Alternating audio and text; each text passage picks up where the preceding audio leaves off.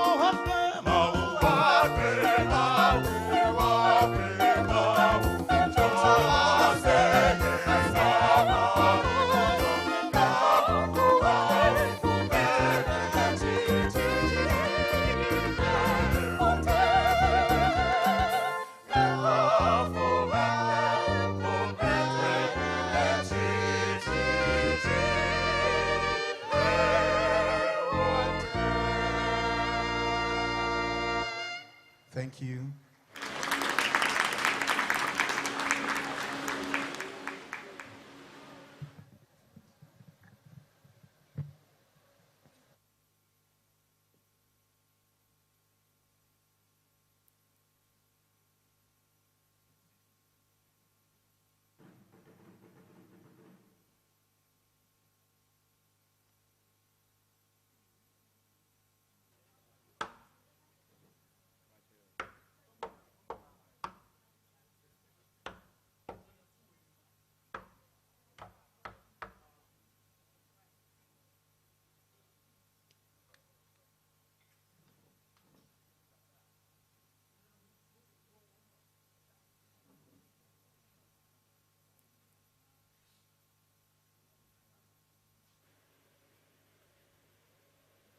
Good morning, distinguished guests, graduates, faculty, staff, and families. Welcome to today's graduation ceremony. As we begin, we kindly ask everyone to take note of a few safety reminders. Please keep all aisles and exits clear at all times. In the event of an emergency, kindly follow the directions of the ushers and security personnel. Restrooms are located where signages are posted. Our ushers will also be happy to assist to direct the way. Please be mindful of your personal belongings throughout the ceremony. To ensure everyone enjoys a seamless experience, we ask that guests remain seated during proceedings unless directed otherwise. Please keep your mobile phones on silent so we do not disrupt the service. Thank you so much. We hope you enjoy the ceremony.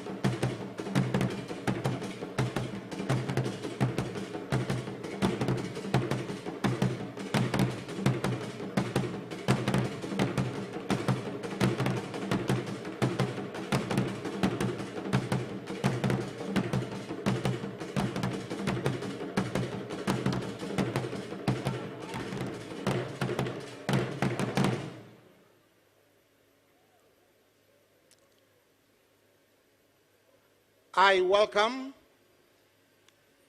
Johanna Pelagie Kua of the class of 2026 to lead us while we sing the Ghana National Anthem.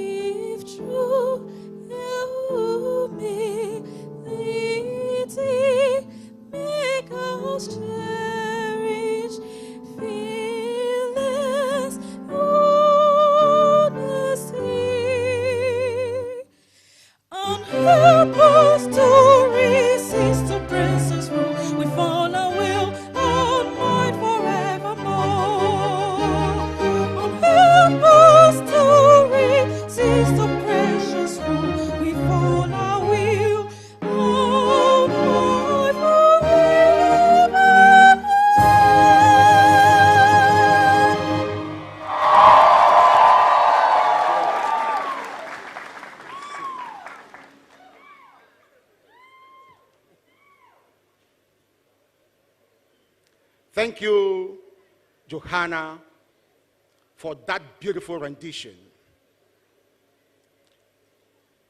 Welcome to Ashesi University's 22nd graduation ceremony. Congratulations to all the graduating students today.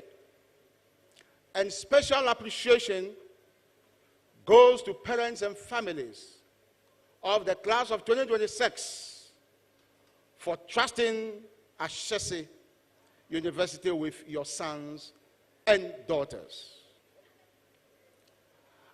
At this stage, I want to recognize the presence of the Ashesi Board of Directors, the executive team, our international partners, faculty, staff, our revered chiefs and elders, invited guests, Ashesi alumni, students, parents and friends of the graduates, and also the undergraduate class of 2026. And of course, the Master of Science and Master of Philosophy students who are graduating today.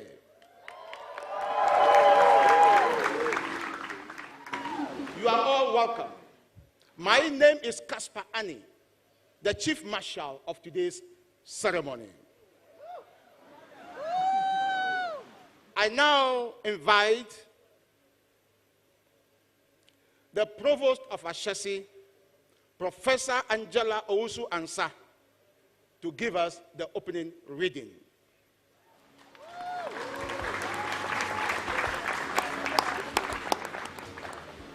Congratulations, class of 2026.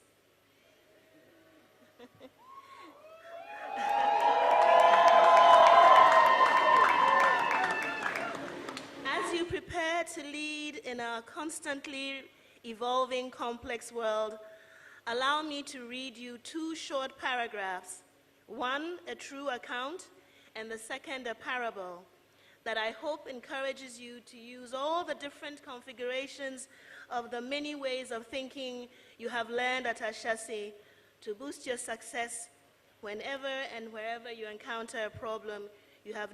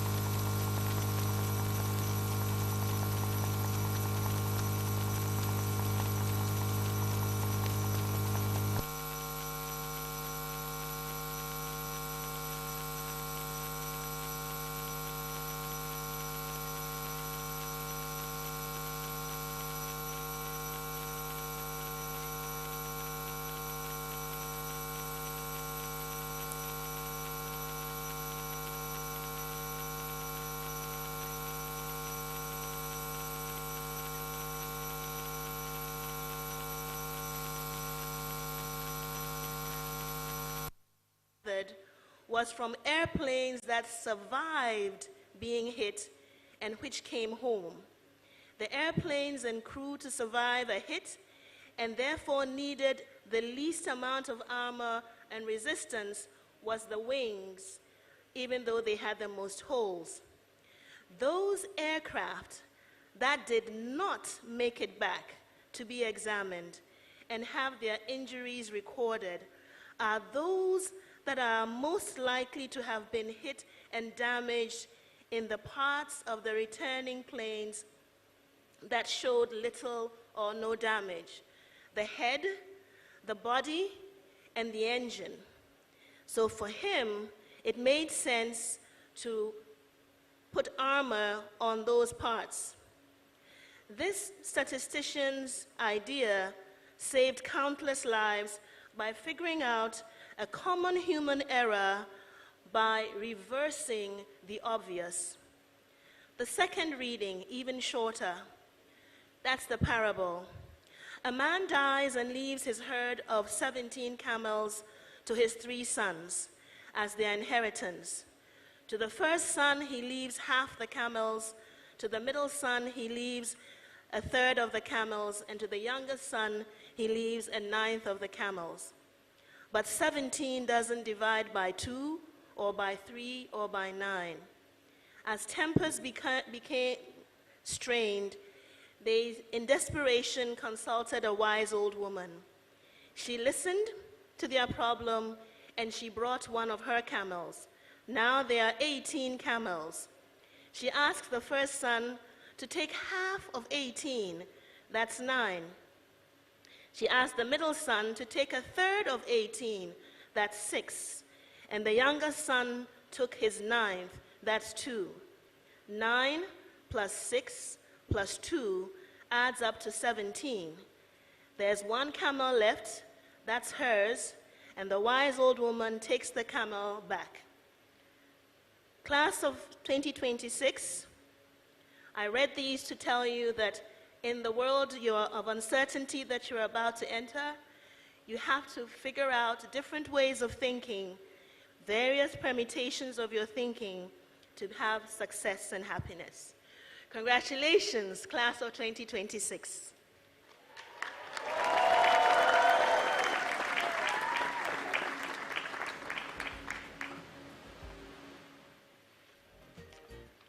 Thank you very much, Provost.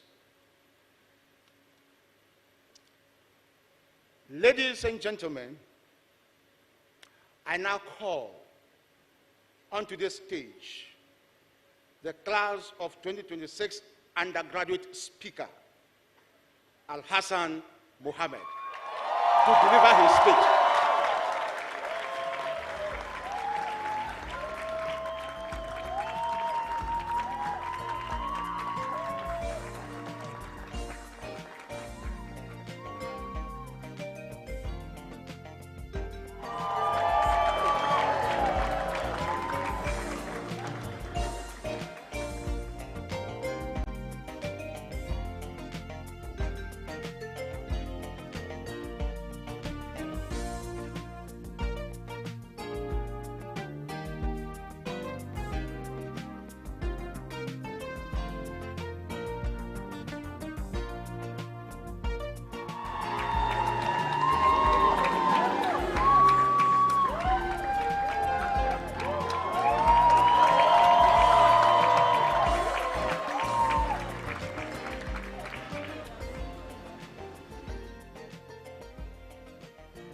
Nana Otinkranchi II, Nana No, the President of Ashesi University, Dr. Patrick Ewa, members of the board and executive team, distinguished guest speaker, Mr. Kwabena Owusu-Eje, alumni and university leaders, members of faculty and staff, dear parents and well-wishers, ladies and gentlemen, honorable members of the class of We Made It. My name is Al-Hassan Mohammed, and it is a great honor to be here to find words worthy of a class that has, in 4 years, rendered ordinary words insufficient. A class that has refused to be ordinary in the most ordinary of circumstances. A class of many firsts, whose story is just now reaching the end of its prologue. A prologue filled with the promise of those many unique stars. I refer, of course, to this complex, magical, and endlessly glamorous constellation that is the class of 2026. Our story began 163 weeks ago. We came from far and near, from the fishing villages of the coast and the dusty roads of the north, from the bustling streets of Lagos and Abidjan, from the rolling hills of Kigali and Dar es Salaam. From 16 countries, we came here, to this place which we now call home. In this same square, we were welcomed very warmly, as is an Ashesi tradition, by drinking from the calabash. As we sipped and took our vows, we felt perhaps for the first time that we belonged somewhere new. Little did we know that this warmth of welcome would soon become the very heat that would get us roasted in these walls. For most of us, after surviving that Jomain's calculus class, Miriam's mechanics exam, Bob Soer's COA's project to build a CPU with CAP, and Dr. Jan's grilling, we reviewed our expectations from wanting to graduate with a first class to simply wanting to graduate in peace. Suffice it to mention also that this class is a class of many migrations. I vividly recall some engineering students fleeing to join our colleagues in business administration and MIS and computer science because the arduous task of building a mini-Mars rover in the first semester was just too much a weight to handle. And when they arrived in the BA classrooms thinking that it was a much easier path, Dr. Cook's macro and microeconomics would ensure that they clandestinely tiptoed back to where they belong. They thought it was the easier path, but quickly discovered that economics is one field where you can spend the whole semester explaining why there is no such thing as a free lunch and never receive one. No department was offering any kind of peace. And this was our first lesson, that there is no easy way in Ashesi. Only different flavors of the same demand, dressed in different clothes, waiting patiently at every door and in every slide deck.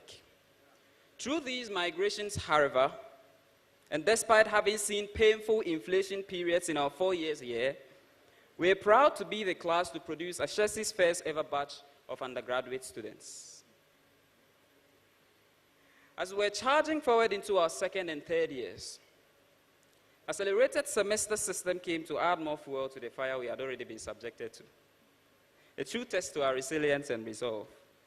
For 4 consecutive semesters, without breaks, we were trapped in the webs of 1159s, numerous projects and presentations, and loads of quizzes and assignments. Indeed, Prof. Angela played a part in ensuring some amends be made to the curriculum.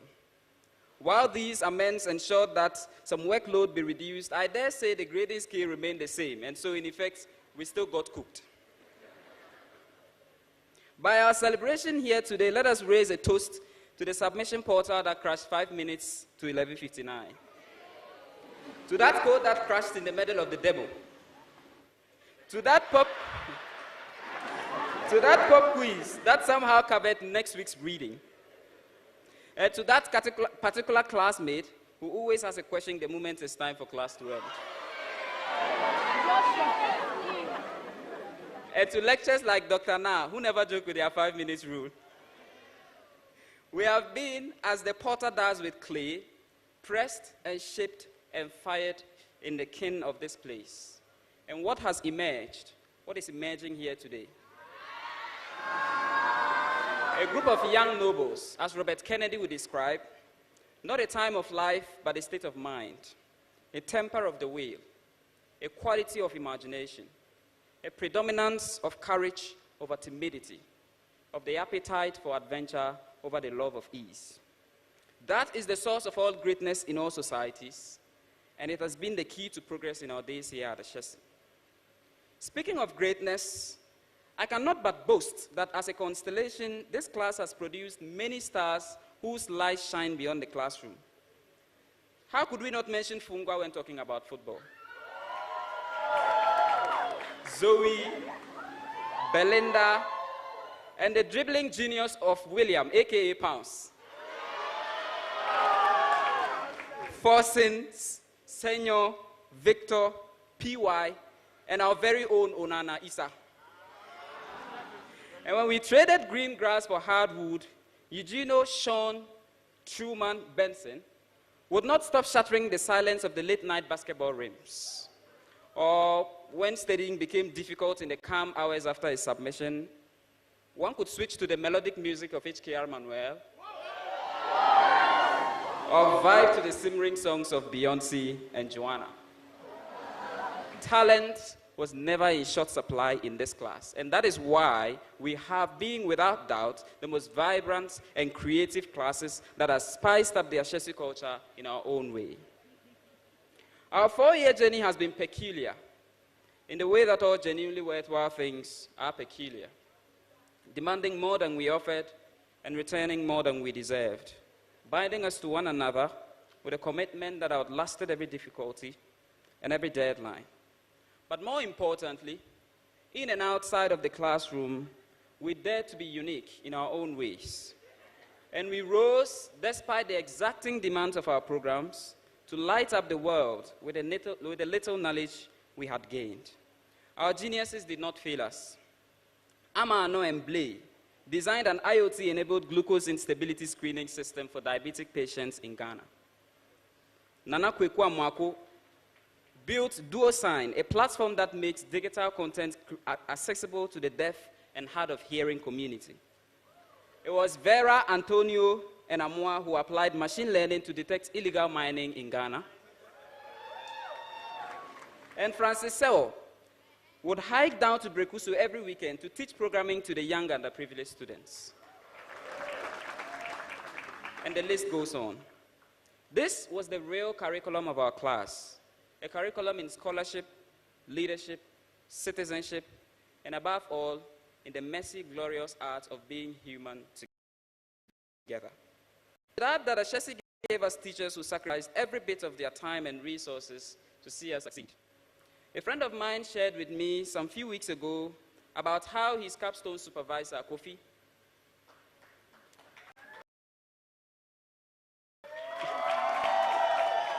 used his personal funds to fund a good portion of their capstone.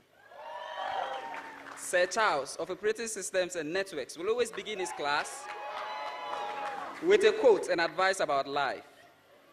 And teachers like Dr. Nathan, Dr.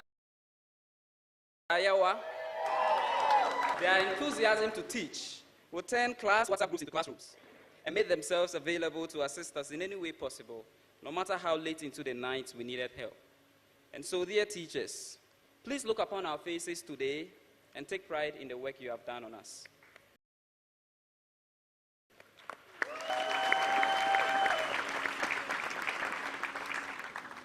While affording to attend Ashesi was a dream too far to reach for some of us, our donors and sponsors ensured that financial incapacity should not be a barrier to quality education. I recall the excitement and joy on my parents' face the day I told them about my admission to Ashesi. My mother smiled briefly. "But how do we intend to pay for your school?" she said. I told her it was a fully funded scholarship, and the joy that followed could not be measured. Today, like many others, I have my parents sitting in this gathering, and for all of them, this is the first time they have attended a college graduation.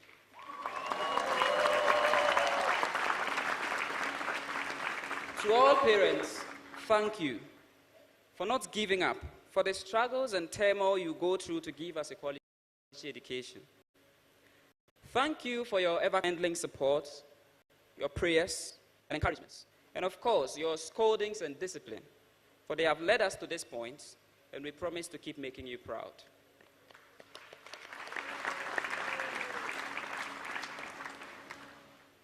My remarks will also be incomplete if I fail to acknowledge the questions some may have about our class. Many look upon our class and wonder the path we have chosen, the stance we have taken, or refuse to take, and they ask questions. Why our class did not simply sign on to be on the honor code in the conventional way.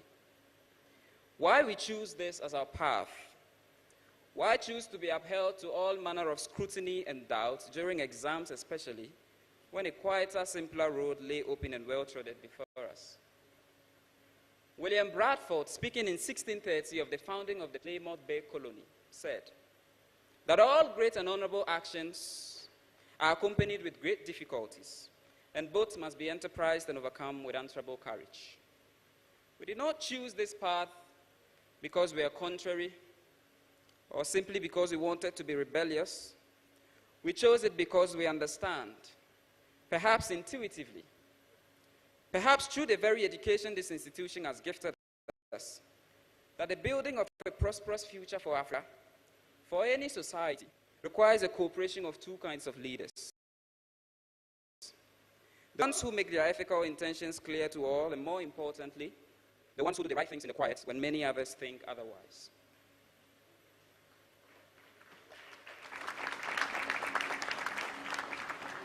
We chose this path because we understand that no significant revolution, whether political, economic, or moral, can ever occur if leaders are not willing to subject themselves readily and without reservation to scrutiny.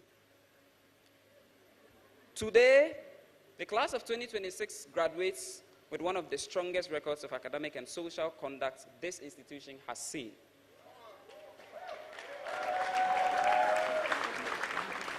Not because we were watched more closely, but because we chose to be. It was the harder path, but we walked it anyway. Let's give it up for ourselves.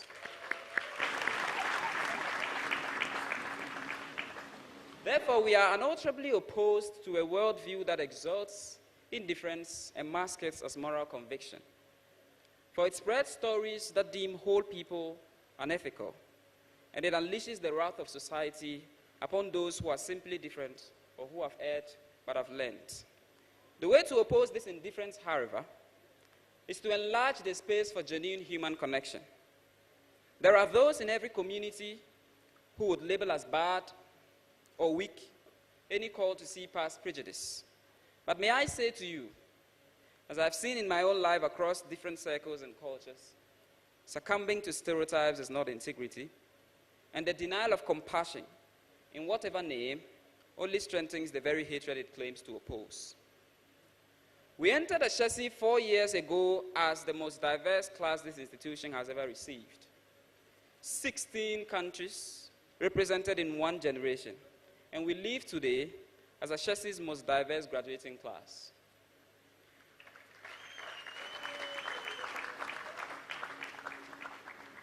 If Pan-Africanism has ever needed a proof of concept, we offer ourselves a living evidence that when Africans unite and put aside their differences, what emerges is a convergence of bold and different ideas, all pointed with great seriousness and purpose at the development of our people.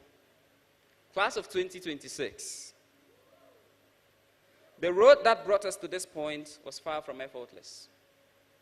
And as we celebrate our conclusion of a tedious and exacting 4-year journey, I know that some of us will be tempted to stay where we are, to chill a little longer, to wait, to rest. But may I say to you that all the great works ever done in the world, including that of building this Ashesi University, was not done by those who waited and rested and wished to look behind them. We must be ready to charge into the world with the audacity and genius and resilience and magic that we have shown in our days here at Ashesi. Our time on this planet is too short. The work to be done is too great. And the overwhelming troubles of our world, this scale of poverty, of disease, of injustice, of hatred, cannot be overcome by the actions of a single man or woman. But each of us can contribute in a small portion of events. And in the totality of all of our actions will be a glamorous new world society for this generation and the ones yet to come. Most people see things as they are and say why. We must look to dream things that never was and say why not. Congratulations, class of 2026.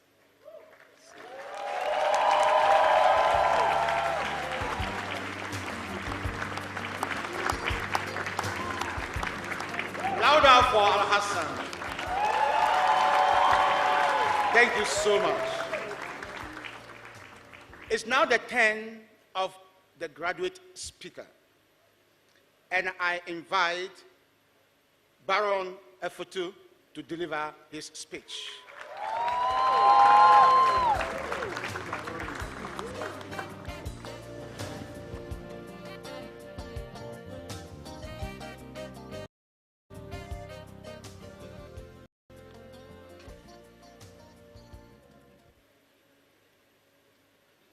Honestly, when my mates agreed that I be given this honor, I was very privileged, truly. But when I sat to write, I realized it was a challenge. Because, thank you, how do you sum up 2 to 3 years of hard work, sweat, and toil in a few short minutes? It wasn't easy, but I'll try. So here goes. Therefore, Otin Kranche II, Chief of Brekuso, President of Ashesi University, Patrick Ewa, distinguished guests, esteemed faculty, proud families, and fellow graduates, good morning. I'm proud to stand here today as a member of the second cohort of Ashesi's graduate program, the Mechatronics class of 2025.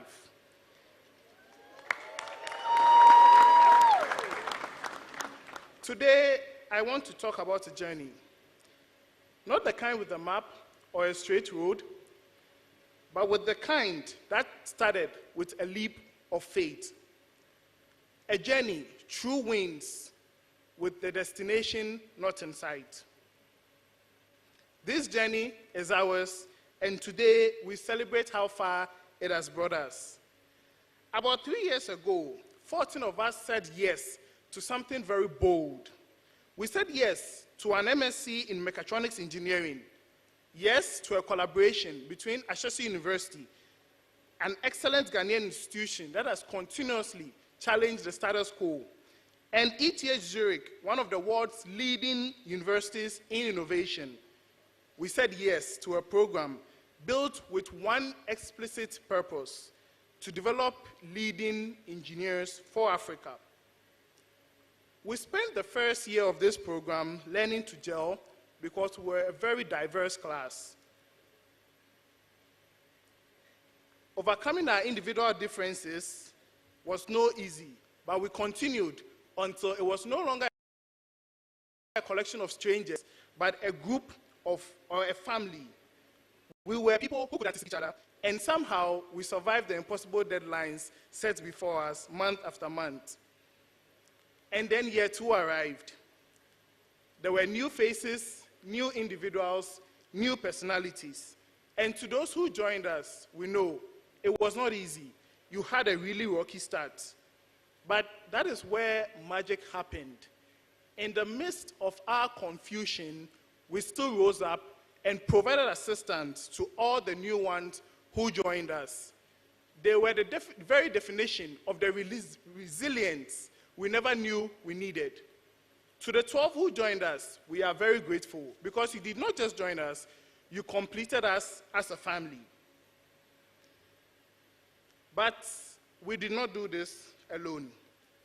Yes, we've had uplifting moments, but we've also had very challenging times. There were periods when coming to class was as if ascending the hills of Brekuso. And for some of us, it was literally true. But every morning, we still got ready, mounted our noble steed, and threw the wind up the hill, we rode like warriors to battle. That in itself was a victory. There were times when we were very exhausted. Yes, not just tired. And it was rather unfortunate that the rooms we hoped to return to and rest, we had extended into our classrooms, well equipped with boards and projectors to continue the work we never finished in class. Still, the deepest learning I take from this program was not the formulas, not the theorems, not the functions and commands. No, it is this. You are far more capable than you believe, but you only discover that by being pushed past what you think you can handle. But you don't have to do it alone, and neither did we. Before our journey even began, we were privileged to have the Ashesi admissions team work with us, and we remain very grateful for their facilitation during the first steps of this amazing opportunity. Special thanks to Cecilia for every question answered, every concern addressed, and for all the support throughout our stay. Prof. Angela, you welcomed us with open arms. And even as provost of this dignified university, your arms stayed open. You were an inspiration. You were a mother. Thank you so much for being with us all of that time. Prof. Nathan Amankwa, calm and collected, as always, in your iconic white shirt, yes. Juggling everything with quiet, steady, and grace. We saw it, we were amazed, and most importantly, we are deeply grateful. To Professors Edo, Isabel, and Mariette, thank you so much for the coordination and care from your end at ETH, as well as a baton successfully passed to Dr. Chachu, who carried us through to the finish line. Antoinette, you have been patient. Yes, this we know. You were always the first and last contact for every course, every block, every year, and everywhere in between. Your dedication held us up in ways people would never see, but we saw all of it. Thank you so much. To all the lecturers from Ashesi and ETH Zurich who coordinated, flew in from Zurich to the humble town of Berkusu and taught us. It was not just logistics, it was a statement. Your wealth of knowledge and experience brought life to every session.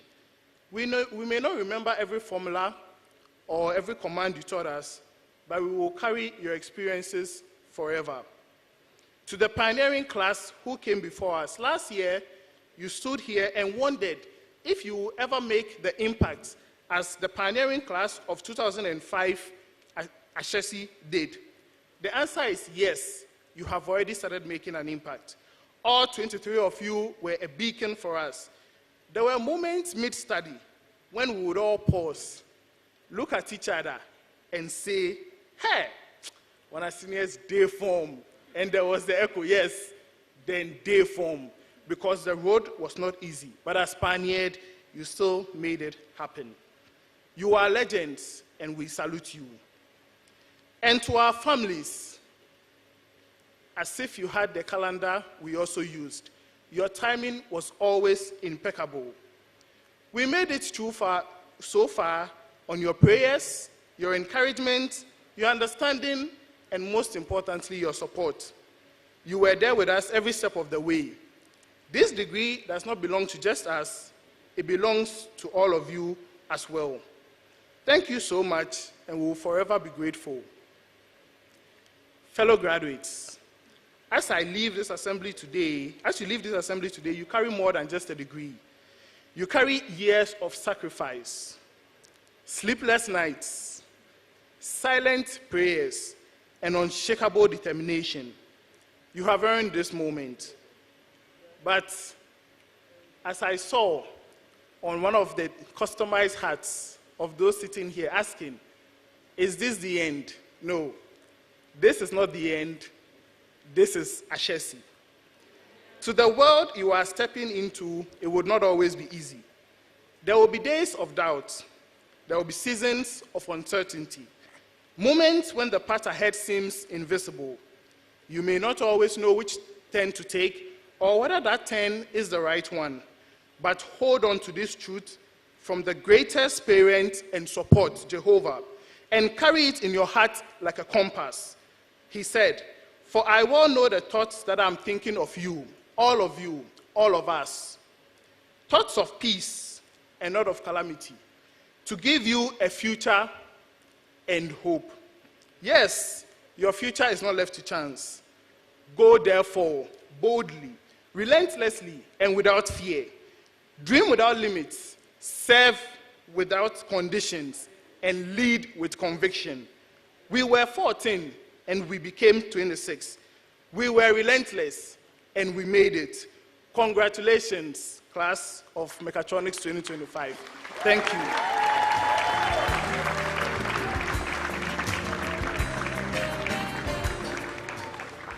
Thank you, Baron. Please give it up to him again. He's done really well. Nice speech. It is indeed my pleasure to invite to the podium the founder and president of Ashesi University, Patrick Ewa, to deliver his speech.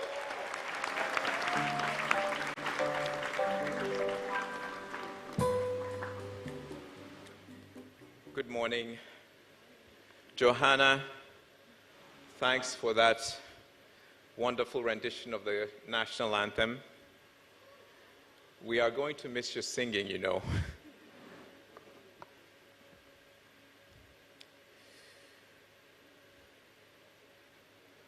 Therefore, Tinkranchi II, Nananum, Your Excellency, Ambassador Simone Geiger of Switzerland, members of the board, distinguished guests, distinguished guest speaker Kwabna Owusu-Adjei, family, friends, colleagues, and dear class of 2026, welcome to the 22nd Commencement Ceremony of Ashesi University. Class of 2026, congratulations.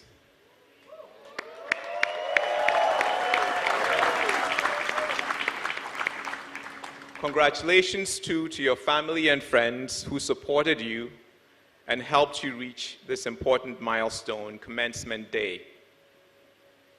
Today, we celebrate each of your achievements and cheer you on to begin the next chapter of your life's journey.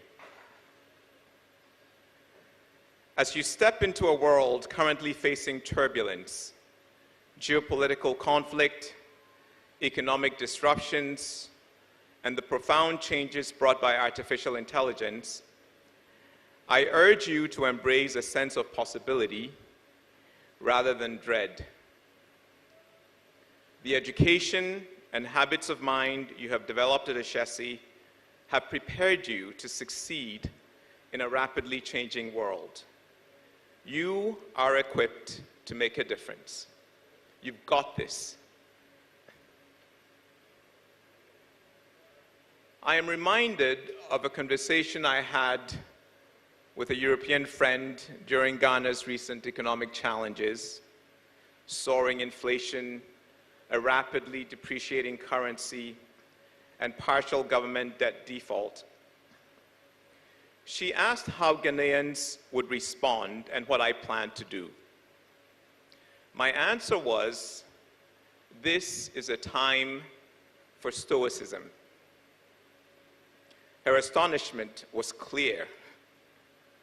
She could not believe that I could remain calm during this turmoil or suggest that all Ghanaians do the same. In many other countries in the world, inflation approaching 50% would lead to riots. My answer was not passive fatalism, but a quiet determination to guide our organization safely through difficult times.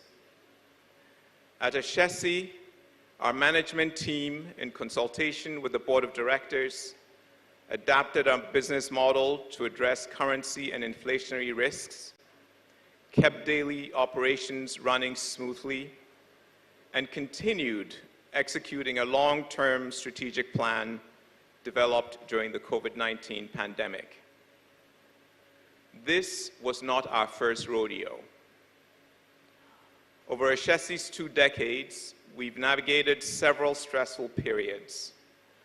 the COVID-19 pandemic was perhaps the most daunting.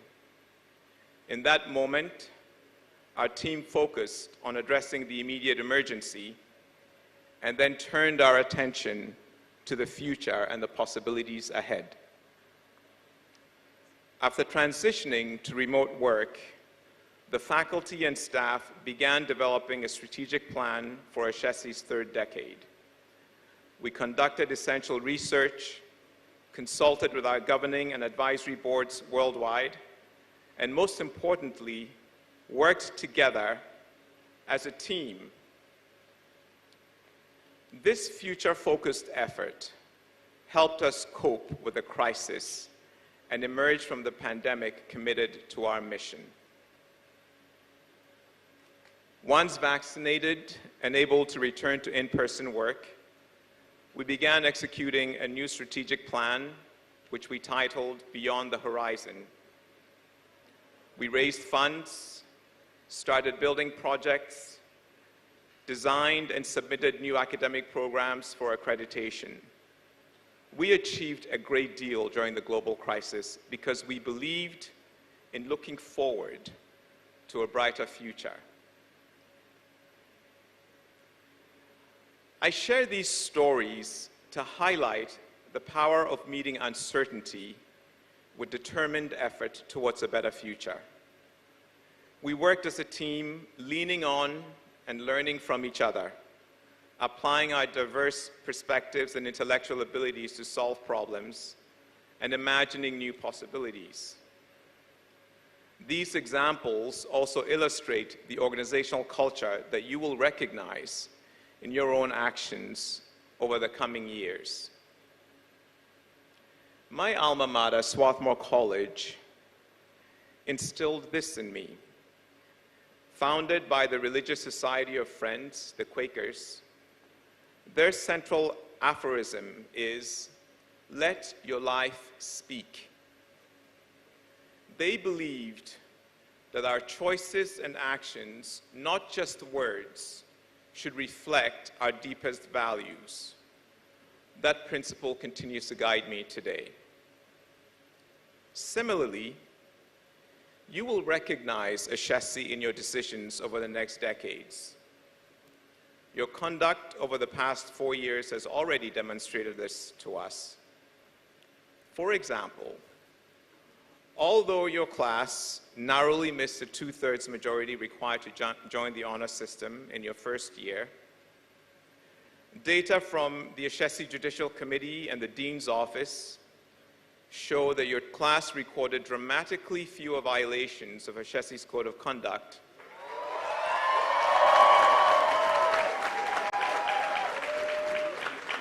compared to previous classes, just a quarter of the rate of the preceding 3 classes.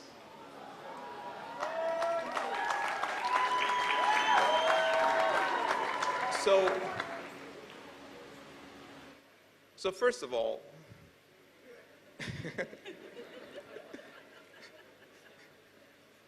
there was success there, but also a failure that I think you learned from.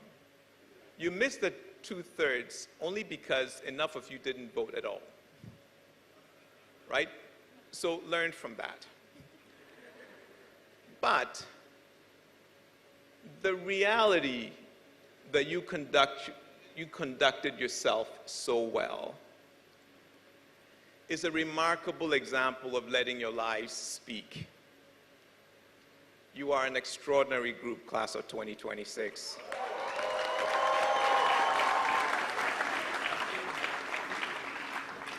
And as you can see, we were watching the numbers, and for a while, we were so puzzled. But I think the word extraordinary is the better description of who you are.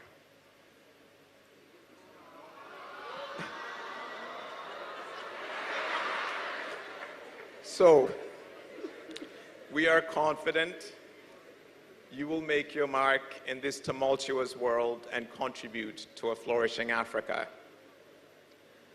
As I noted in my New Year's message to the Ashesi community, with Africa's population projected to reach 2.5 billion by 2050, Sustainable progress will require industrialization and the creation of goods and services for local and global markets.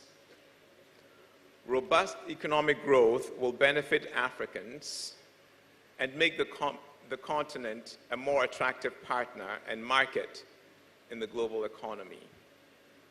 Achieving this will require the innovative spirit you have gained here and the determination to provide leadership that benefits everyone.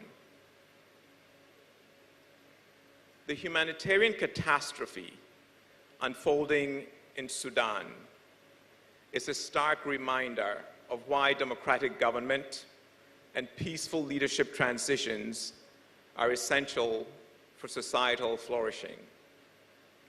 Political competition conducted through war instead of the ballot box, instead of elections, brings suffering to innocent civilians.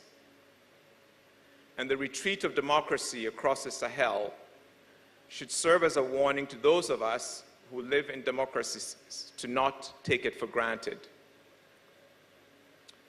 Class of 2026, over the coming years, I hope you will count yourselves among those who help preserve constitutional order by promoting and delivering good governance and economic development to the citizens of Africa's emerging democracies.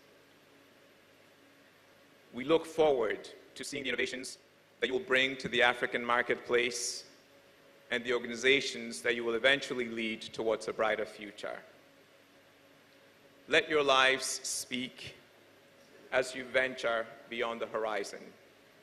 Class of 2026, Godspeed in the years ahead, and congratulations.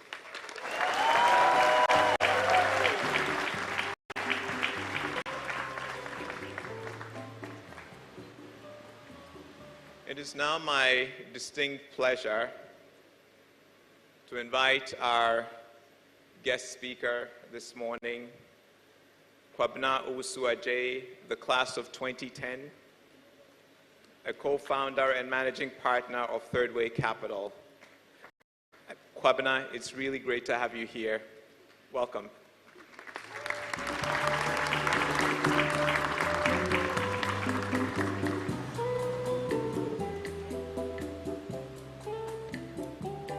Good morning.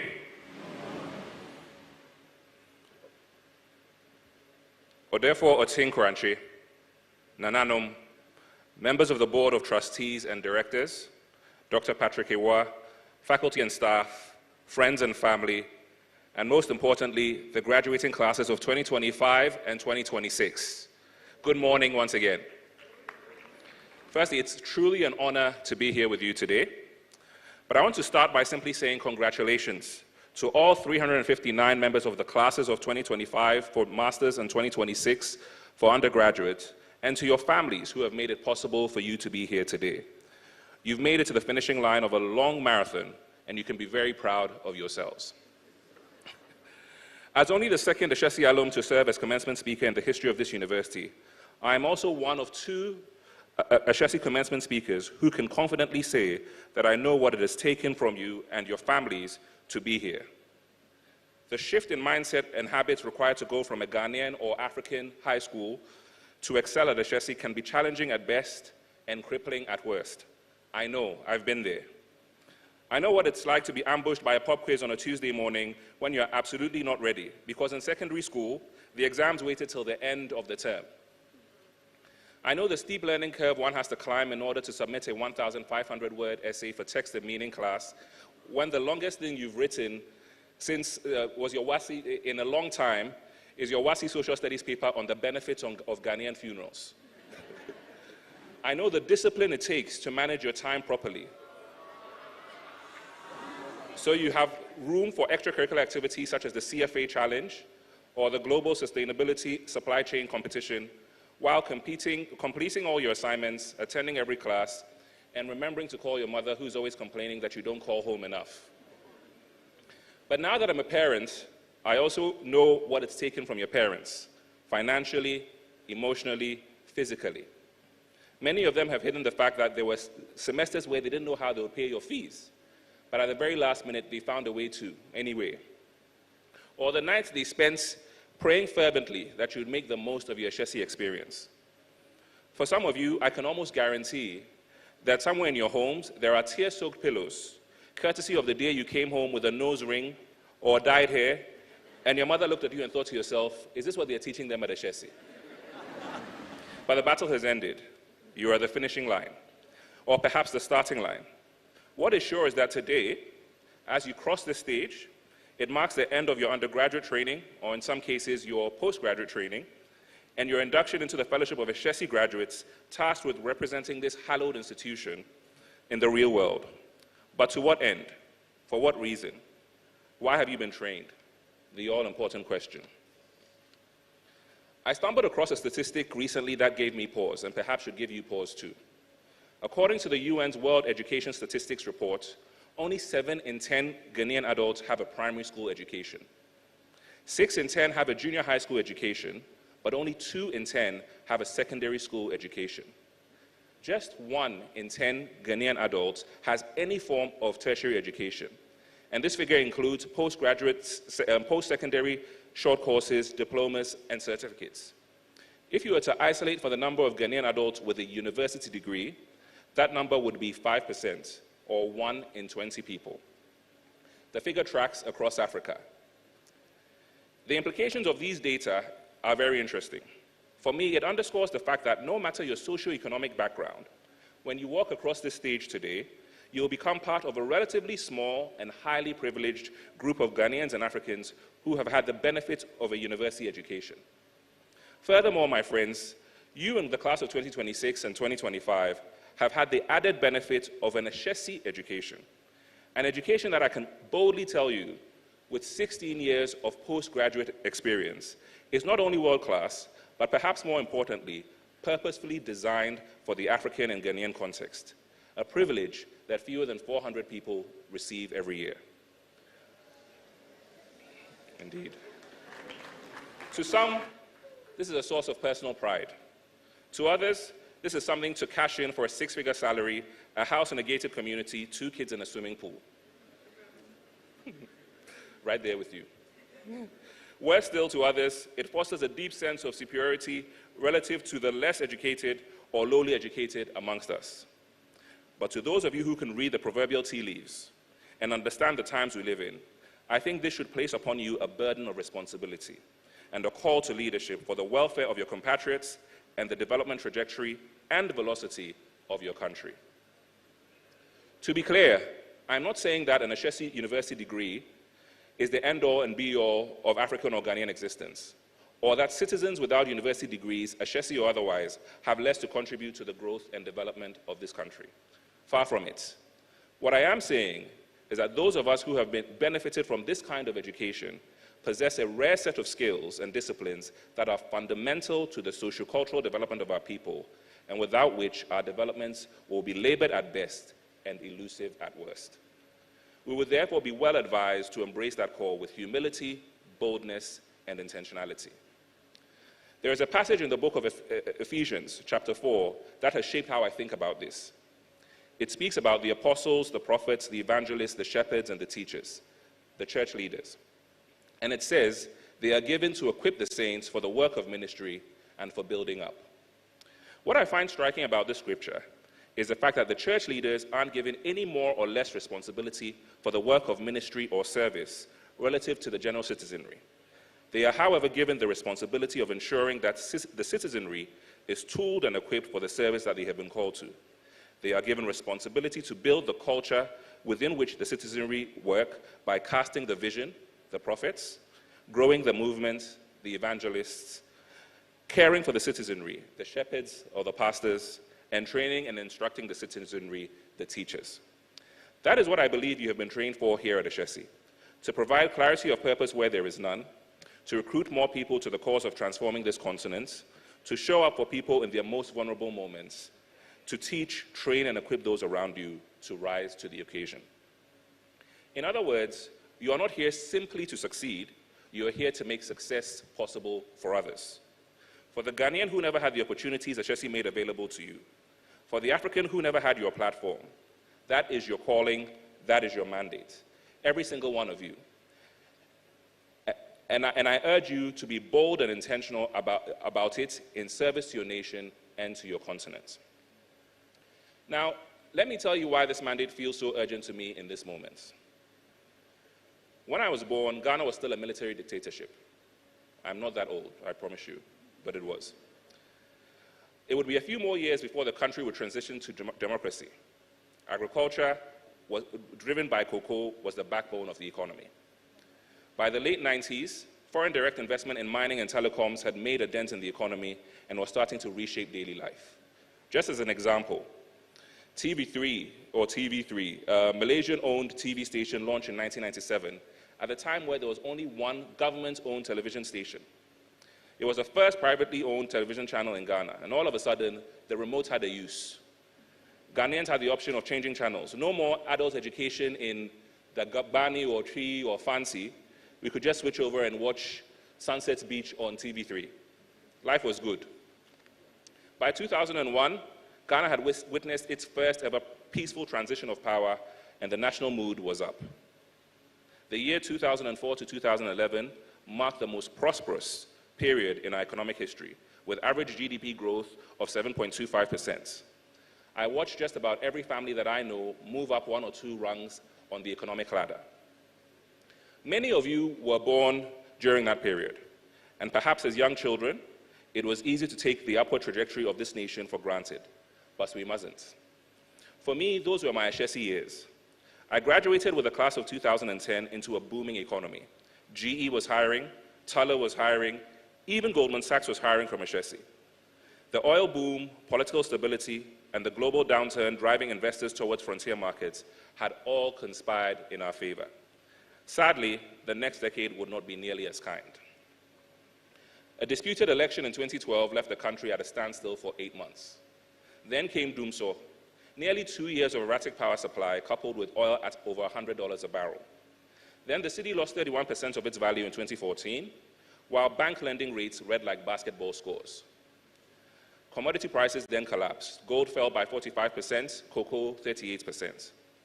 A few years later, we would have to bail out Ghanaian banks at the cost of roughly $5 billion to the Ghanaian taxpayer. Followed shortly thereafter by COVID-19, which would cast a shadow over the Ghanaian and global economy for more than 2 years. And then, of course, the Russia-Ukraine war followed shortly thereafter. Just when we thought the worst was behind us, Ghana defaulted on its sovereign debt and was forced to restructure its debt through the domestic debt exchange program. Institutions and individuals lost billions. One number drives all of this home. Since 1983, 43 years ago, there have only been 5 years in which our GDP growth fell below our population growth. That is, years in which Ghanaians actually became poorer. 4 of those years have been in your formative years: 2014, 2015, 2016, and 2020. In essence, what I'm saying is that, in recent memory, I have lived through both great times and some not so great times in Ghana. And sadly, at no point throughout these periods did I ever get the sense that this country had any clarity of purpose or direction. In this way, Ghana has always felt like the tourist who asks for directions on the road, who relies on the GPS of strangers to find her way, who will inevitably meet a woman on the roadside who tells her, "Keep walking until you meet the kinky seller, then make a right," who then reaches the spot where the kinky seller was supposed to be, and on that day, the kinky seller did not come. She then ends up wandering for hours on a journey that could have taken 10 minutes. I continually ask myself whether we know where we're going and whether there is a plan to get there. But the answer, unfortunately, remains elusive. An entire nation running on vibes and inshallah. But inshallah is a prayer, not a plan. And a nation that confuses the two will pray forever at the same crossroads. Fast forward to 2026, your graduation year, I can tell you that the forecast is mixed. The Ghanaian economy is now the 8th largest in Africa at $118 billion, but undergirded almost entirely by record gold prices. We're still exporting raw cocoa beans instead of chocolate, still exporting largely unrefined gold and crude oil. The potential of our tourism, fintech, and creative art sectors remain exactly that, potential. AI presents both a threat to livelihoods and an opportunity for extraordinary leaps in productivity. And yet, from Port Sudan on the east coast of Africa to Conakry on the west, rebel and terrorist groups threaten the stability of the region, with incursions reported along Ghana's northern border. All this is happening against the backdrop of yet another US-led war in the Middle East with no short-term end in sight. This is the world you're graduating into, and I regret to inform you that I'm not entirely sure that collectively we have a coherent plan on how to navigate the next decade or a clear vision of the future that we want. It's still giving vibes and inshallah. The good book asks us in Jeremiah 29:7 to seek the prosperity of the city in which we dwell and pray for its prosperity, because in its prosperity we will find our prosperity. It underscores the extent to which our personal well-being and success is tied to the well-being and success of our country. The import of this nugget of wisdom is that pursuing the best interest of Ghana may not only be the altruistic thing to do, but actually be in your selfish best interest as you pursue your personal success. I believe that for any individual, organization, or country to truly reach its full potential, it needs to be able to answer 3 questions. These questions are: who am I? Where am I going? And how do I get there? These are questions of identity, purpose, and direction, and they are fundamental to how you show up in the world, the type of leader you will be, the kind of employee you will be, the kind of spouse you will find, and the kind of citizen you will be. I challenge you, class of 2026, to put those 3 questions at the center of everything you do, everything you say, and everything you represent. But I also challenge you to help Ghana do the same, to find her identity, her purpose, her direction of travel, because in this precarious moment in world history, I believe it will be crucial to our ability to survive the next decade without being tossed to and fro. We talk about economic development as though it exists in a vacuum, as though money and GDP are the primary measures of a country's well-being. But an economy is a function of the people's culture, what they consume, how they consume it, their view of work, the systems of trust that exist amongst its people, among other things. Culture, in turn, is made up of what I've termed the pearls: politics, education, arts, religion, laws, science, and economics. These must all develop in unison, else we risk lopsided development or none at all. But real cultural development does not happen by accident. It requires the painstaking efforts of thought leaders, change agents, and custodians of culture, whose thoughts and actions are informed by their values, and whose values are informed by a clear sense of identity, purpose, and direction. That, my friends, is you. You ought to think of yourselves as thought leaders, change agents, and custodians of culture. That is the weight of responsibility that the degree you're about to receive thrusts upon your shoulders, the weight of being cultural influencers. All of Ghana, all of Africa awaits your manifestation. The businesses you will build next won't just make you rich, they will shape culture and provide hope for hundreds, perhaps thousands of young people. The creative projects you work on won't be just for a few clicks or likes on TikTok. They will raise the bar on what Ghanaian creativity looks like and open the doors for a fresh wave of Ghanaian creatives to show their work to the world. Your research may very well be the source of economic breakthrough for Ghana, in the same way that the discovery of GLP-1 drugs has done for the Danish economy. Just one drug. The burden of responsibility that you carry as an Ashesi graduate also means that you do not get to sit around engaging in idle chatter about the problem with Ghana or Africa. When everybody does it, you're the ones we're looking to for solutions, and so you can't engage in that. But also, as Ashesi University graduates, you do not get to politicize every development conversation and reduce it to NPP versus NDC. It is beneath you, and this country deserves better from you. Now, having saddled you with the weight of responsibility for much of my speech, I would be remiss if I stepped away from this podium without offering at least a few short lessons from my own personal career that will put you in good stead to be the cultural influencers I have tasked you with becoming. So here are 3 of them. So 1, the first 3 years of your career are for learning. Getting rich will come later. There is no such thing as a career mistake in your first 3 years. The only mistake you can make is to leave without a lesson. So work for the best teacher you can find. Also, know that you will learn more from your failures than your victories. Be surgical about learning from those failures. The best thing that ever happened to me was losing the ASC presidential election at Ashesi. It changed my entire life, but that's a story for another day. Okay. 2, if you say you're going to do something, do it. It is a waste of everybody's time and for people to double check whether you've done the thing you said you would do. I call it your say-do ratio. And your say-do ratio needs to be 1:1. 3, older generations do not always see things the way you do. But only very foolish people think older generations have nothing to teach them. If you can find a way to bridge the gap, it will serve you your entire career. But also, your career will be shaped 40% by the quality of your work and 60% by the network you build and the perceptions people hold of you. Invest in that network, just as you invest in working hard. Class of 2026 and 2025, when I received the email asking me to be this year's commencement speaker, I stared at my screen for nearly 5 minutes. I honestly thought it was a glitch in the matrix. Because I know what this stage means. I walked across it over a decade ago, and it changed the trajectory of my life. Today, it's your turn. Ghana is watching, Africa is watching, and I believe with every fiber in my being that the answer to the country's most urgent questions is sitting in these seats. The entire nation awaits your manifestation. Congratulations, class of 2026.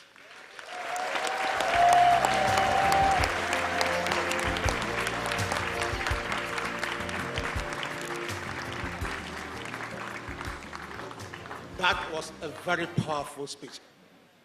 Let's applaud him once again.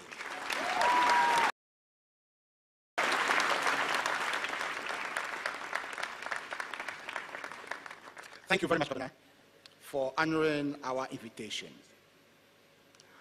I invite to the stage the class representatives comprising Nana Kweku Mpedu Boatin, Malebna Zuma, and Baron Efutu to present a contest tour to the commencement speaker and also make a class gift to the president of Ashesi University.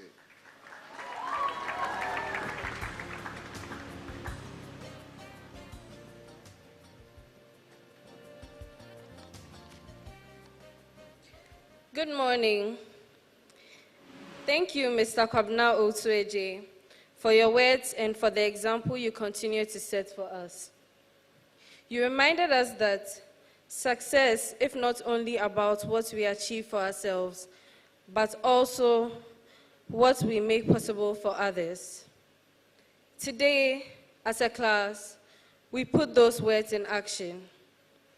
In celebration of our graduation and Ashesi's Global Giving Week, the undergraduate class of 2026 and the graduate mechatronics class of 2025 are proud to present our class gift in support of the Students' Emergency Fund.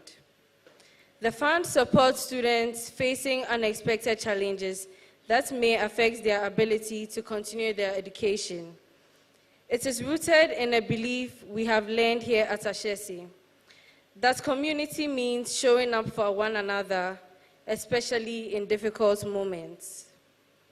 Today, through the generosity of our graduating classes, we are honored to contribute a collective gift of 33,156 Ghana cedis toward this effort.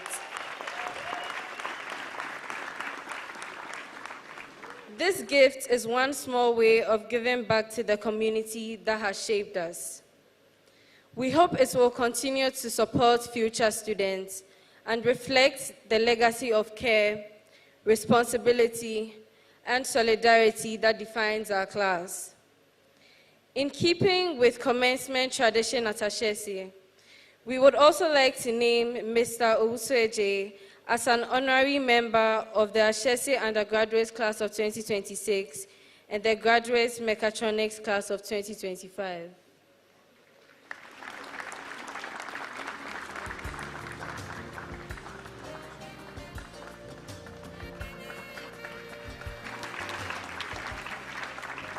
To everyone who contributed, thank you. And for those who would still like to make a gift in support of Ashesi, you still can. And to the undergraduate class of 2026 and the graduate mechatronics class of 2025, congratulations. Thank you.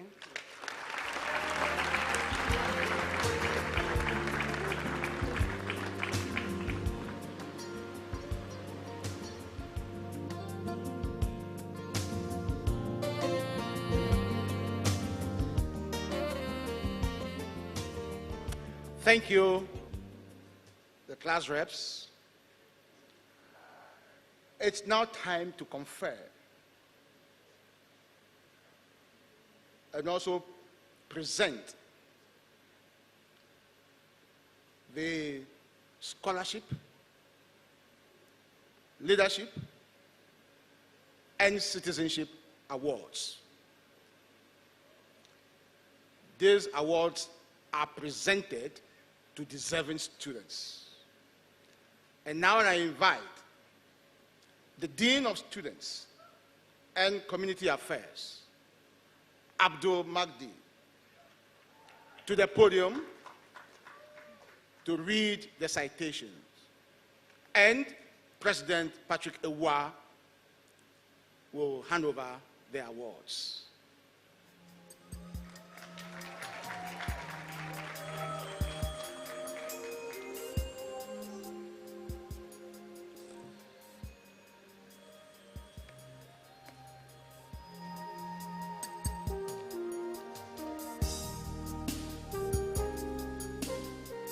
Good morning.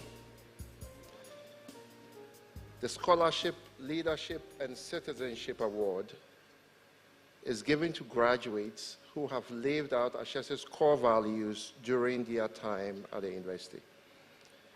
These awardees have contributed in outstanding ways to Ashesi's mission and have had a strong impact on the Ashesi community. This is the highest award a student can receive at Ashesi and is presented by the president of the university. Our first awardee is a design enthusiast. So it's not surprising she thrived in this community that is obsessed with creative problem solving. She is graduating today with one of our top honors, having excelled in her coursework. But evidence of her brilliant intellect is in what she created across campus. She was on Ashesi University IGEM team over 2 years, explored a biocement pentacone to address coastal erosion. Her team were twice honored during the international gathering in Paris, gold in 2024 and bronze in 2025. She developed with 2 others a technology for sorting boxes by sizes, simulating important automation use. She built an education technology product that helps deliver lessons in sign language for students who are hard of hearing. Earning an internship at Halo, she was an able performer on its subsea engineering team as an analyst. There, she provided support for operations on more than a dozen subsea wells, analyzing important data for critical safety activities. As a Melton Foundation Fellow, she continued the tradition of impactful community projects that promoted the idea of global citizenship. Whether as a student, an attendant at the bookshop selling university merchandise, or representing in videos showing our campus development, she has demonstrated that she is diligent, detailed, and dexterous in multiple ways.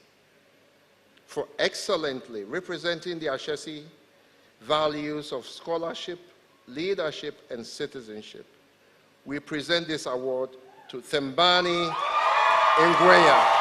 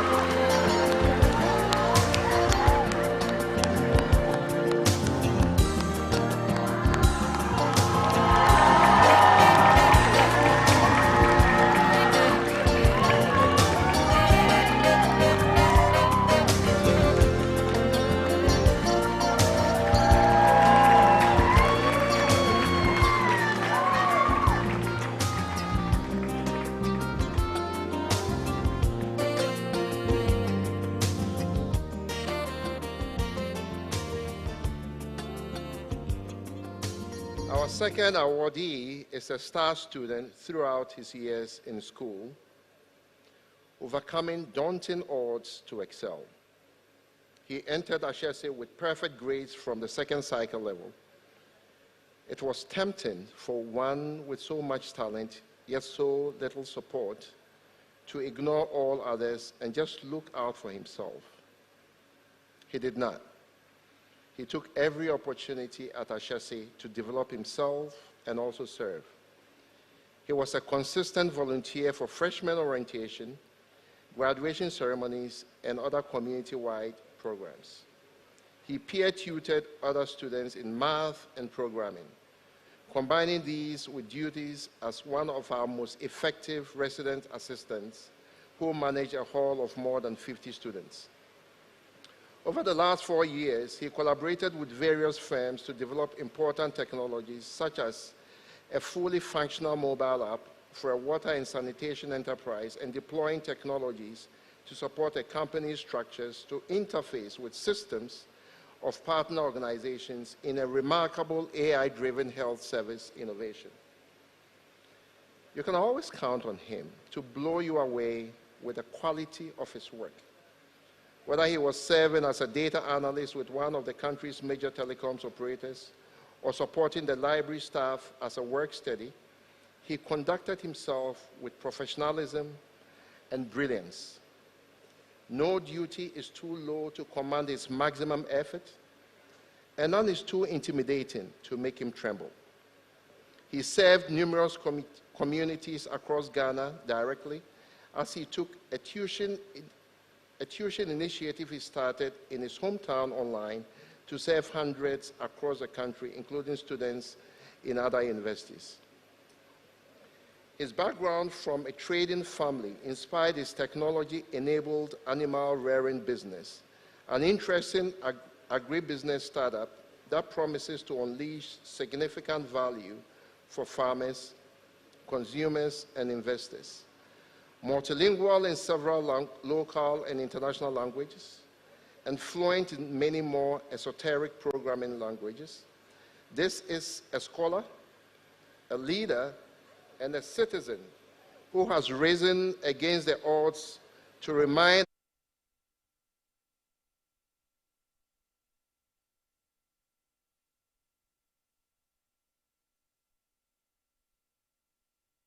for his resilience, for his work ethic, for his positivity, and for his service to Ashesi and communities across Ghana.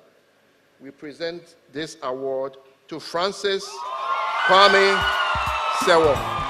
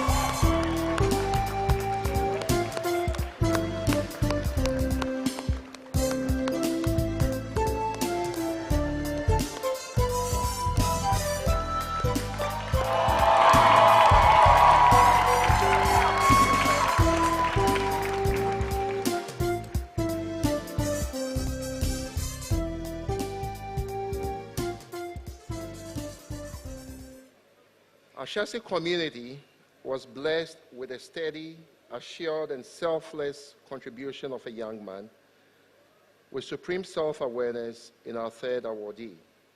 Calm, curious, cultivated, he excels at engineering applications as much as he is at connecting with people. His active involvement in projects on campus by applying theory to real-life problems inspired several attempts in entrepreneurship. Most prominently, he founded an artificial intelligence business in 2024. The firm's product is an intelligent air monitoring tool with an aerosol package to detect and address air pollution in the immediate environment. The product actively reduces the negative health impact of air pollution on vulnerable individuals. He has taken advantage of numerous opportunities to build this promising enterprise. He is a student fellow of the Ashesi Health Incubator. He has participated in the Harvard Alumni Startup Bootcamp, and he recently returned from the United States where he pitched his business to potential investors. He played a critical role in the development of Ashesi chapter of the ARM Club. The club's work has boosted opportunities for many students to obtain industry-level exposure to artificial intelligence and robotics. He joined the Ashesi Innovation Experience team as a coach supporting high schoolers to develop basic skills in computing and robotics. He will carry this experience back into his own community where, with funding from a grant from the Coca-Cola Foundation, he developed and ran a robotics and electronics workshop for middle school learners. His reassuring presence brings calm and confidence to any endeavor. For his decency, for attending to all tasks with sense of duty, and for pursuing innovation and entrepreneurship with purpose, we present this award to Jude Adam Amra.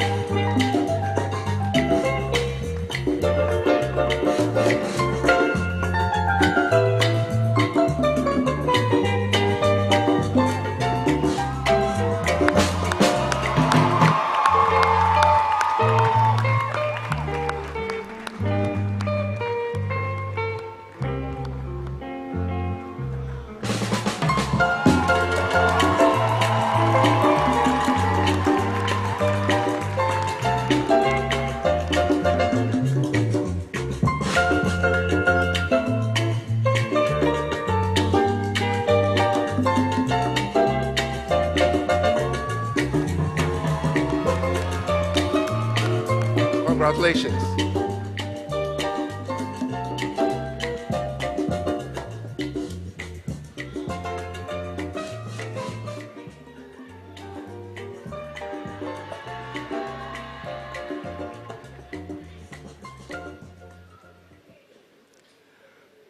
Congratulations to all who have won these awards.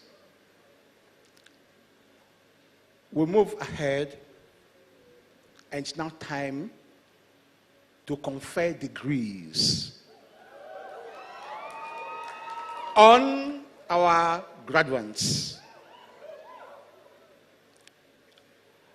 I invite the Provost of Ashesi University, Professor Angela Owusu-Ansah, and the President and founder of Ashesi University, Patrick Ewa, to carry out this important assignment for us. Provost and Patrick.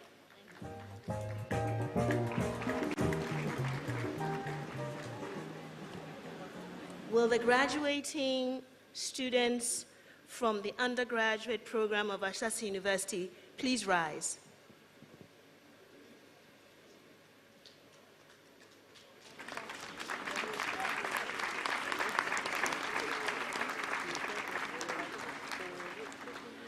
I, Professor Angela Owusu-Ansah, Provost of Ashesi University, present to you the graduates of the university standing before you and others who are unavoidably absent and for whom I stand proxy. These graduates have followed the approved programs of study over the stipulated period, passed the required examinations, fulfilled all necessary requirements, and have thus become eligible for the academic degrees to which their studies entitle them. I pray for conferment of the degrees due them.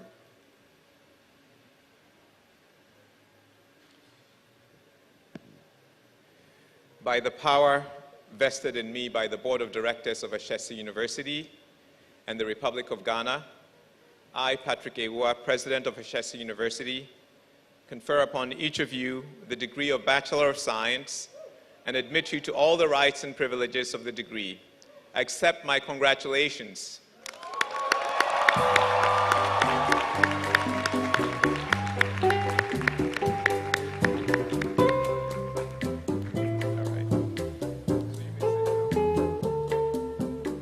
You may please sit down.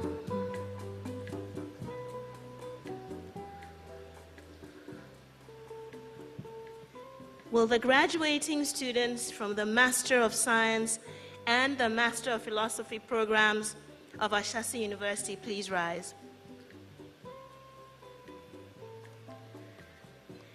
I, Professor Angela Owusu-Ansah, Provost of Ashesi University, present to you the graduates of the university standing before you and others who are unavoidably absent and for whom we stand proxy. These graduates have followed the approved programs of study over the stipulated period, passed the required examinations, fulfilled all necessary requirements, and have thus become eligible for the academic degrees to which their studies entitle them. I pray for conferment of their degrees due them.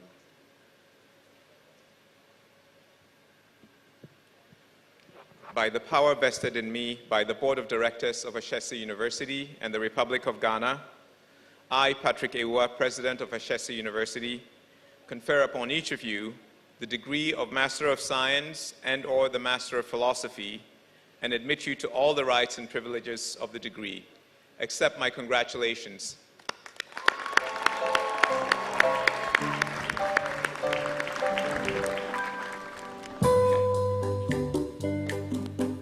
You may please sit down. We're going to confer the degrees in this order. I invite the head of the Department of Business Administration, Dr. Disraeli Asante, to the podium.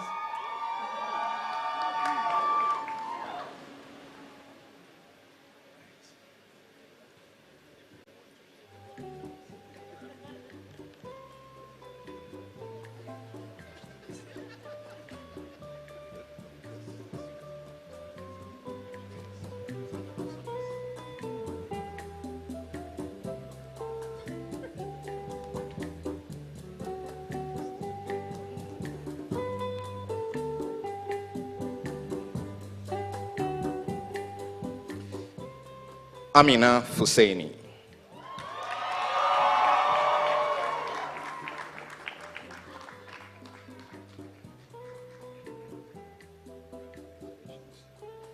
Mavis Ni Anan.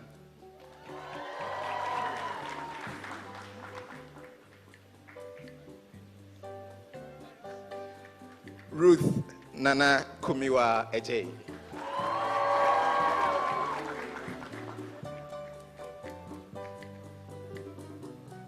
Anita Efiba Azafo.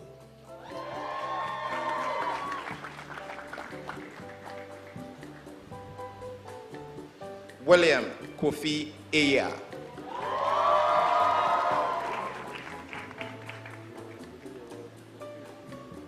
Hawa Dauda.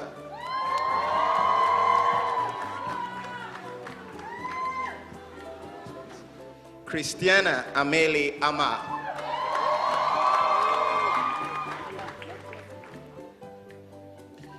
Vivian Abwaje.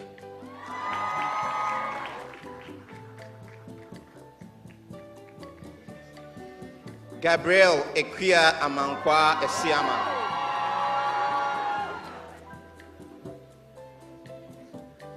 Zion Abeku Thani.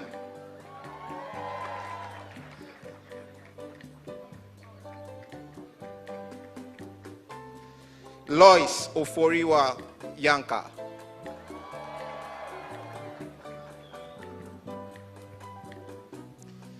Kelly Koku De, summa cum laude.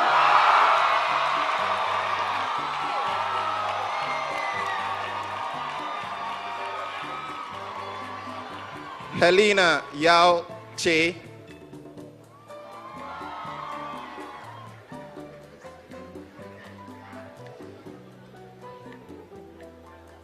Alice Yaira Kafui.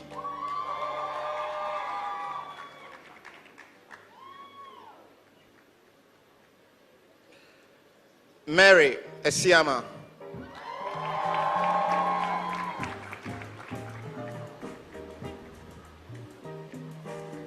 Irama Inshra Esaba Esel.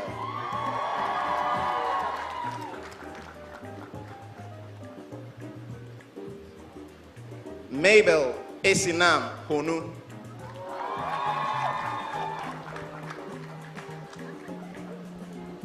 Moro Suleiman cum laude.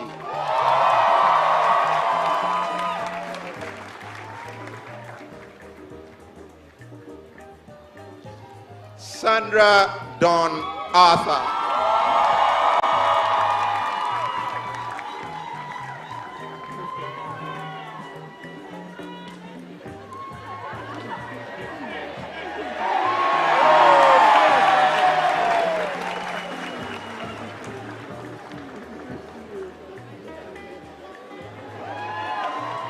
Nana Ekia Yabua Banye.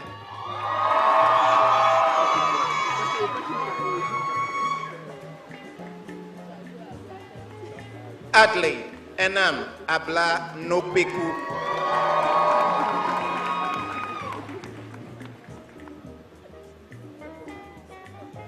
Esther Erama Kweshi Ahenfo.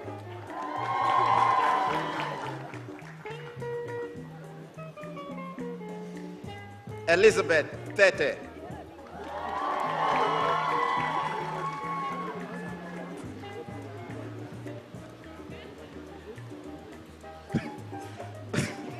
Pelagie Joanna Kua.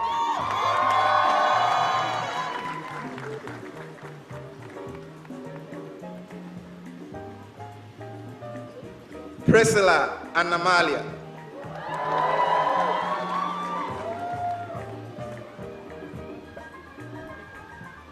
Bernice Ama Amponsa Hansen.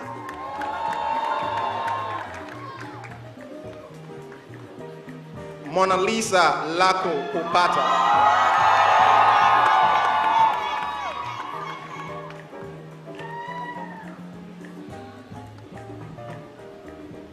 Natalie Naki Tei Yabua.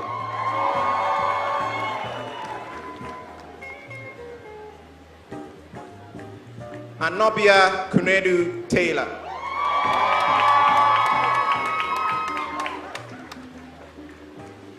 Esterina Koboso.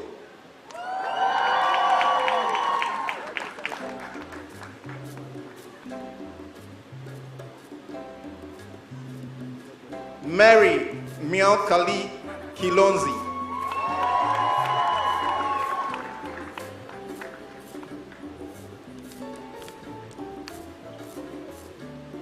Cynthia Abla Nuchoko.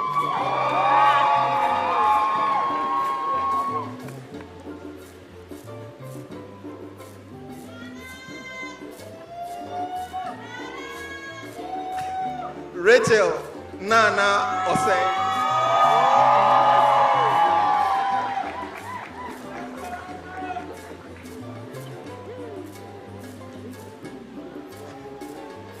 Gift Kwe, magna cum laude.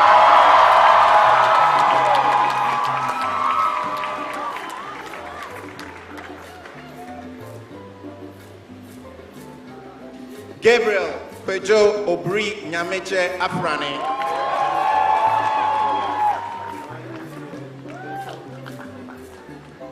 Malekna Yentongi Zuma.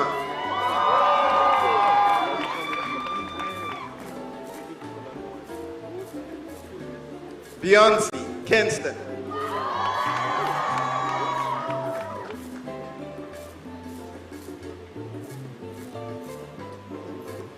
Ajua Efi Asari.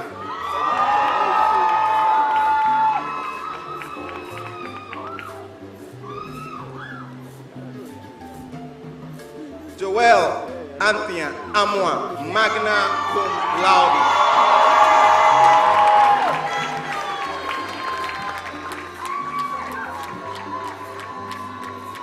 Mamiya Edubia Ejay Mensa.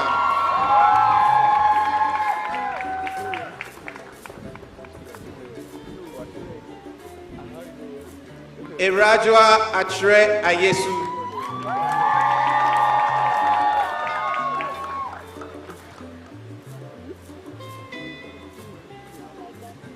Beatrice Eraba Inshraba Anamwa Mensa.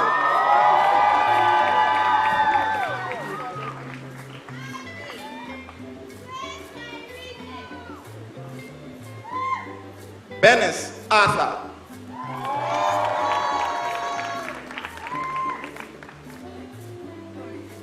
Belinda Arthur.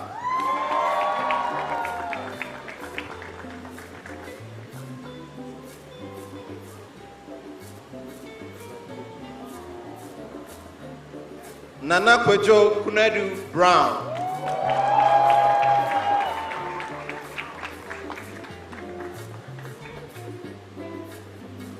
Samuel Joseph Ano.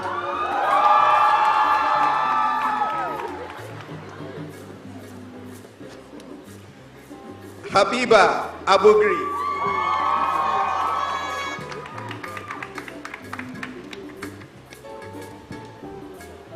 Yofi Awe Adams.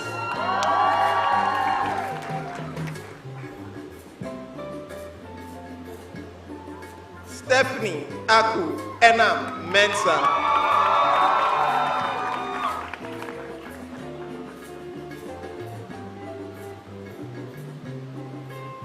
Araba Kweba Anda.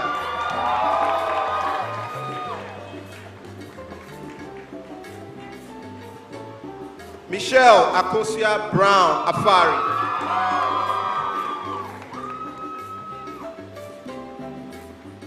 Nana Ama Nako Akono.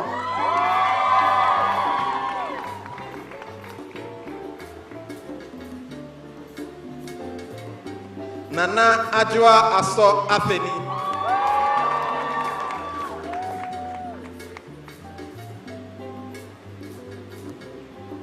Michael Yali Arizi.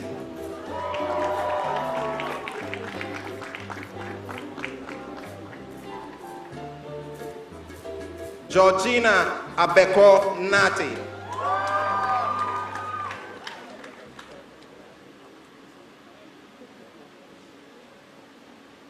Emmanuel Kweku Forsen.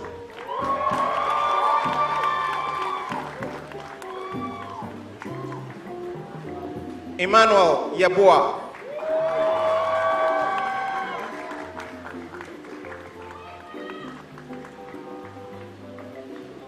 Moses Abdul Majid Abubakari.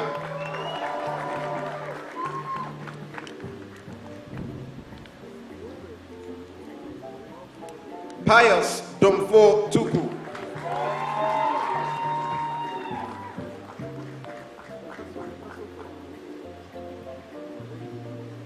Max Owusu Boateng.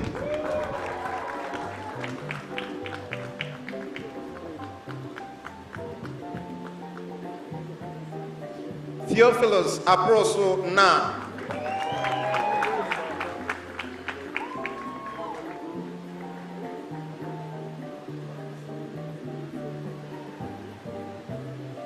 Frida Mauyega Podehome.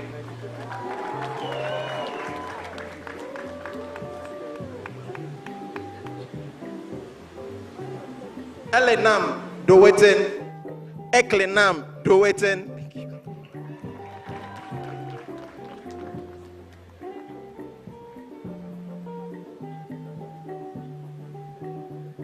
Christina Derry.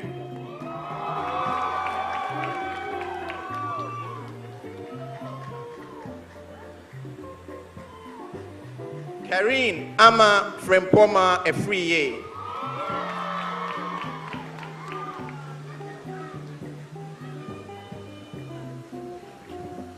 Francesca Ama Eliklim Jamezi.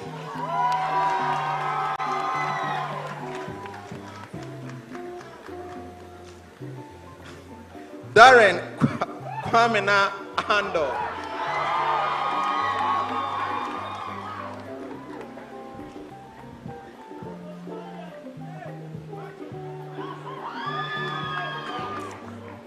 Enoch Kwesi Bua Blay.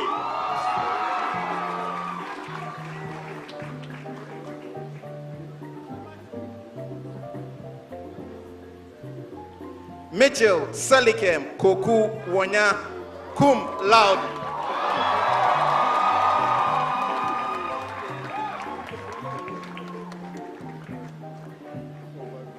Irabna Aseda Ado.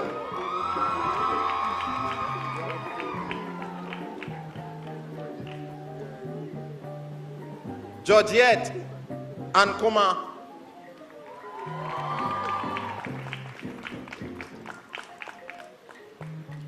Fauzan Sani.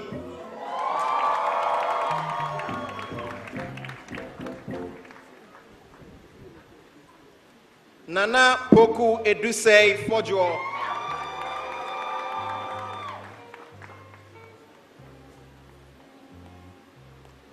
Joshua Blazo Mololo.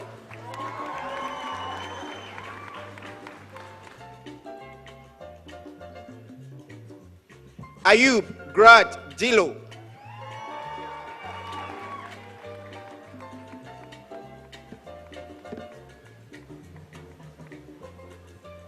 Zion Abeku Thani Cum Laude.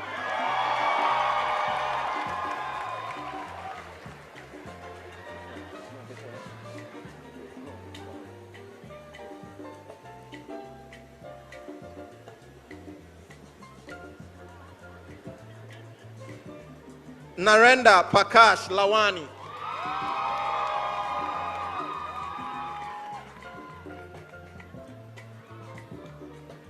Papa Kweku Kofi Cum Laude.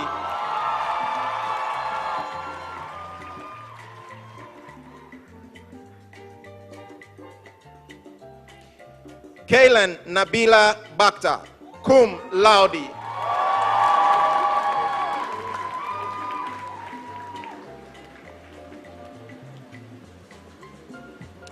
Na Ajele Ankama Anum.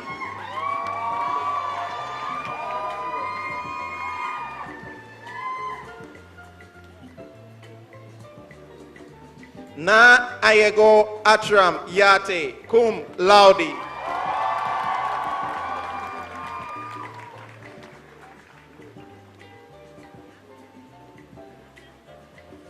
Judith Ya Baby Apia Cum Laude.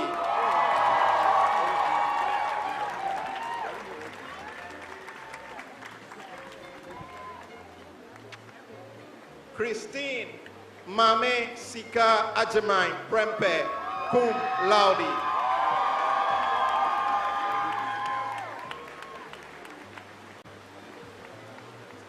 Inshra Adomako Ajamai.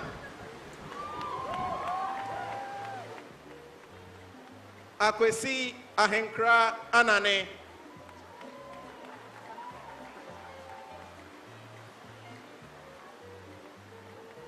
Tracy Amwakung Pepra Cum Laude.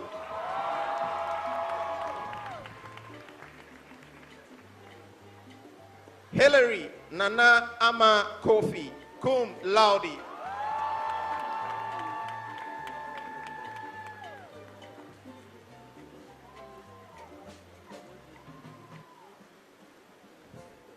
Angela Nyameche Tete Cum Laude.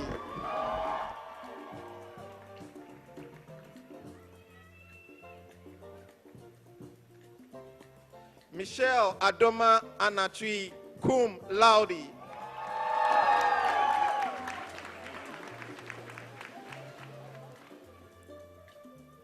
Ken Sam Aqua.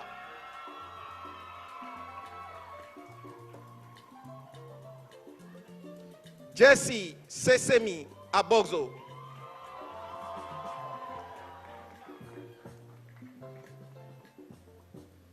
Nanaya Osabia Ampem Asari.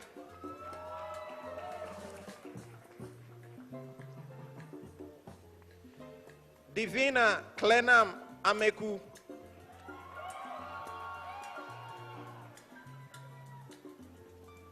Salma Yang Sedu Saruna Magna Cum Laude.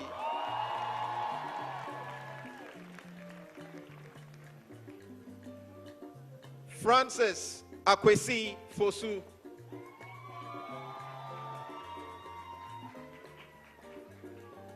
Dave Kofi Aban.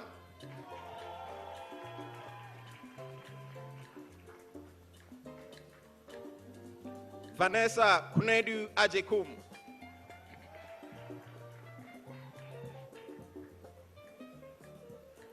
Victoria Nana Ya Sewa Bonsu.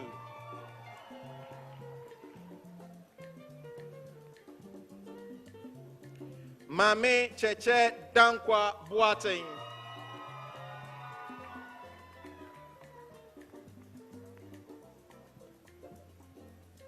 Nana Ekia Inshira Amina Opoku.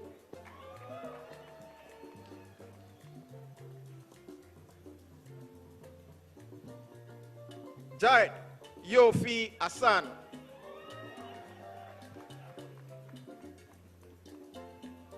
Senor Kofi Closet.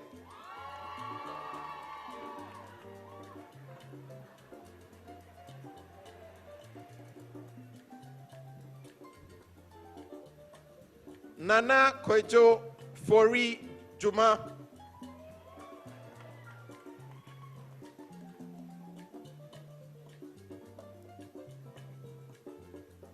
Gabriel Mame Apna Ofosu Danso.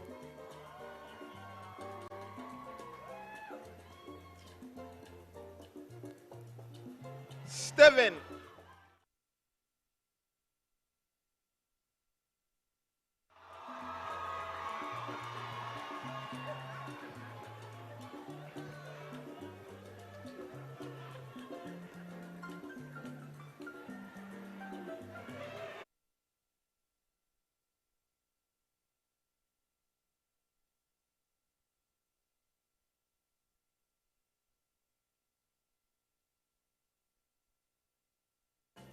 I'd like to invite the Head of Department for Economics, Professor Philip Adum, to this podium.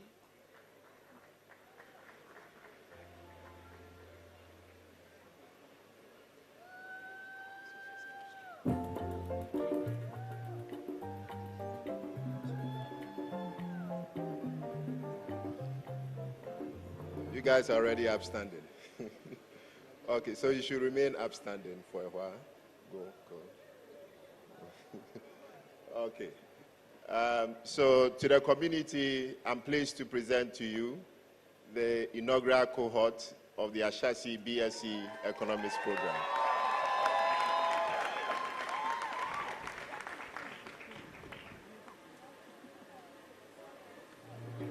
So, Carol Aseye Akosia Kade.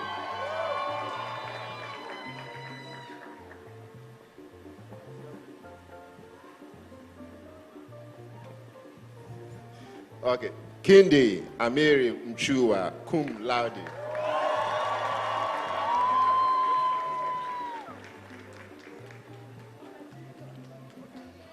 Gideon Tete, cum laude.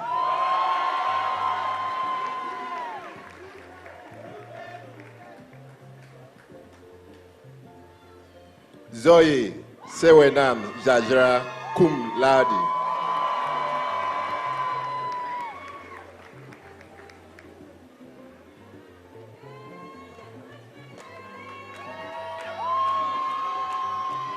Nicole Uzeli Simbandi, summa cum laude.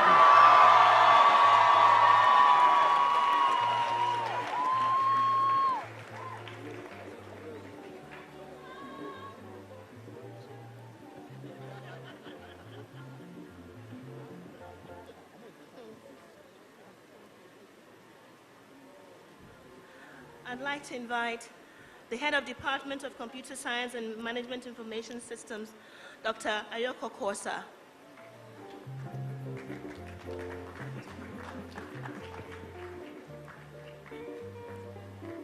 Can the graduating computer science students come to the stage?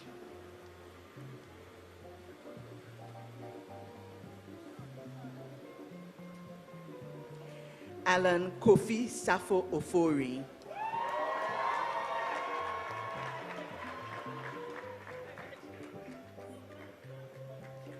Papa Yao Nemchi Bedru.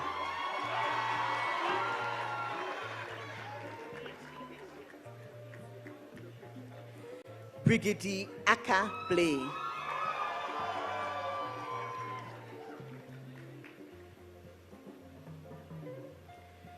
Nana Kweku Efriye Ampedu Boatin.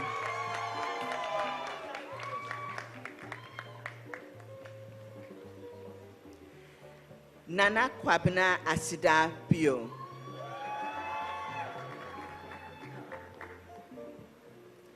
Joshua Ajiman.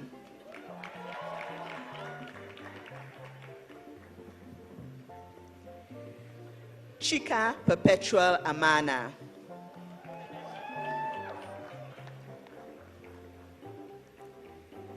Adrian Kojo Lemaire.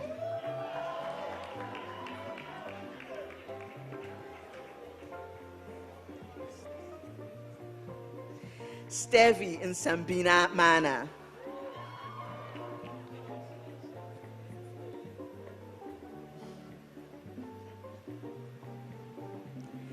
Nyamiye Irama Ampuma Obeng Ikwamwa.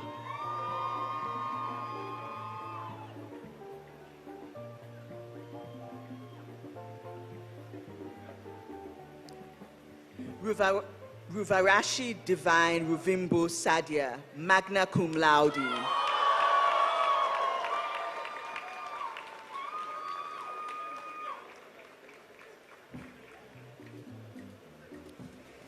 Delise Ishimwe.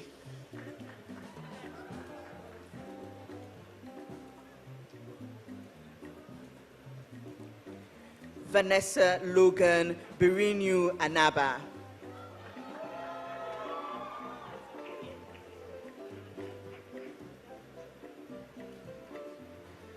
Praise God Ukuamwa, Praise God Ukuomwa Osiago.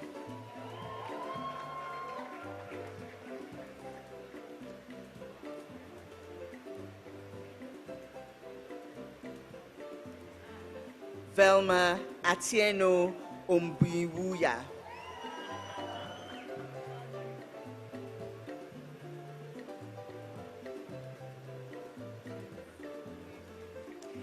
Salome Kaluki Mutemwa, cum laude.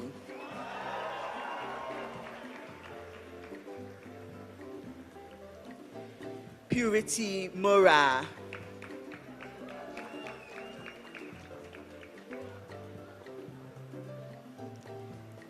Maxwell Nimbili.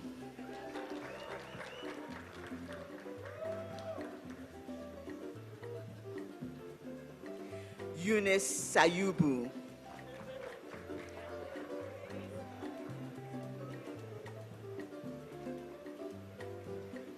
Sinam Afi Sewa Ametewi.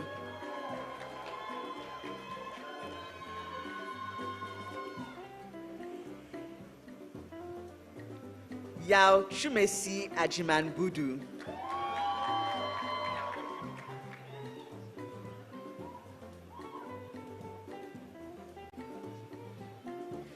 Beatrice Abraham.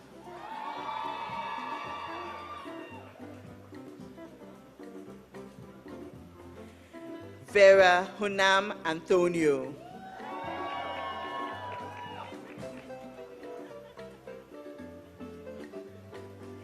Sedinam Aku Senaya.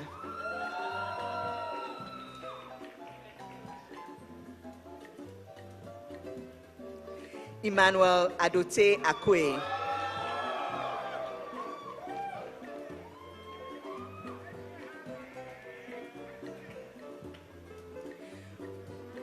Brian Jojo Hans Ampia.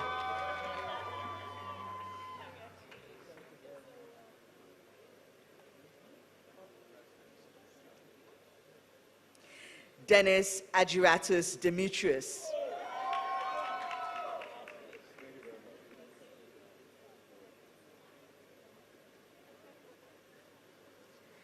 Nana Yao Asamoah Ntim, magna cum laude.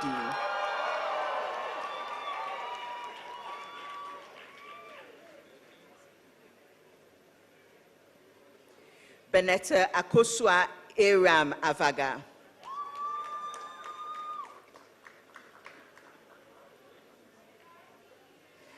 Georgina Yakoba Eje Agri.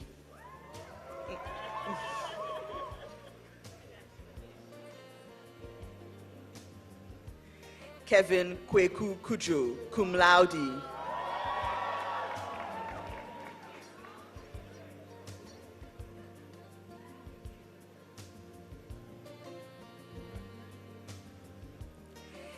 Caleb Okwesie Kojo Arthur, cum laude.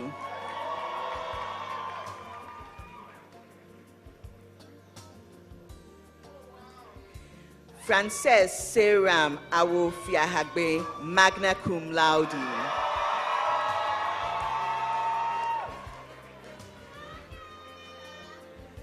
Samuel Digilituo Yusuf.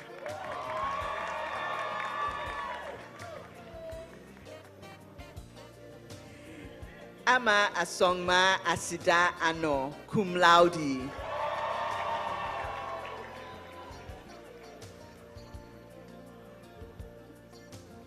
Alvin Apia.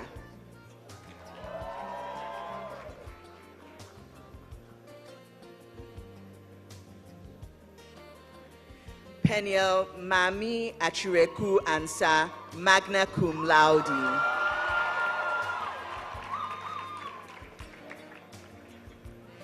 Babina Aban.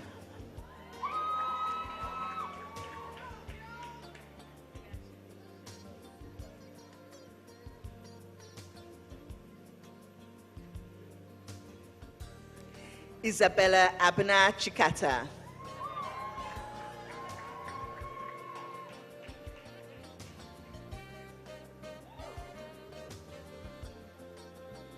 Jemima Inshra Entry.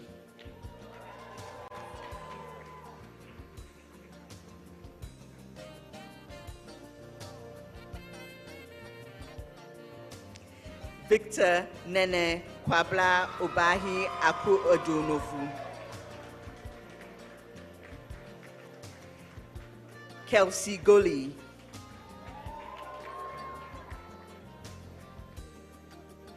Madiba Hudson Kwanzaa, cum laude.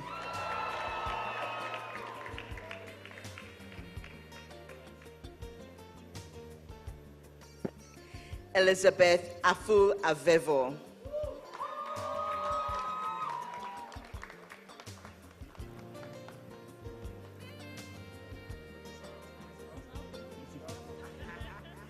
Kwamina Aqua Duca.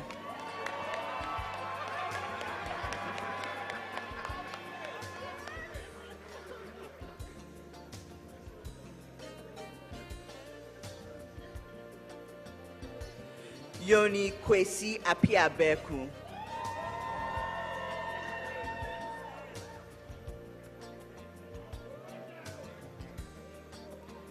Brian Kwame Asiedu Enchi.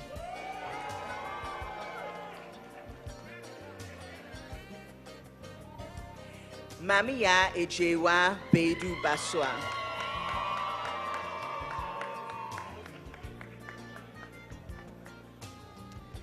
Jemima Kukwa Ahin, cum laude.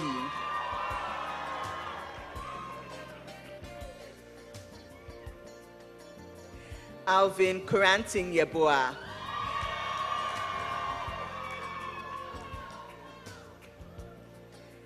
Gilbert Andrew Tete.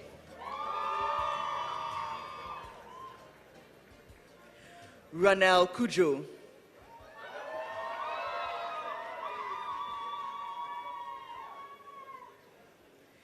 Jason Papakwami Ajimandaku.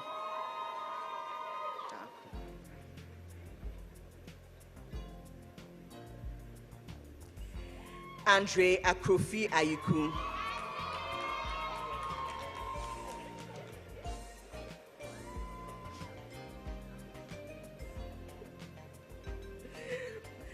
Nyamiye Arthur Nana Osei Akumia.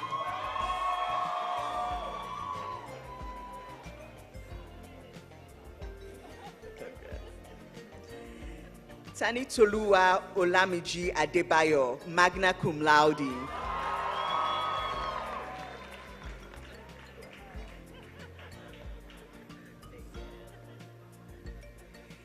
Ya Asantua Asanti.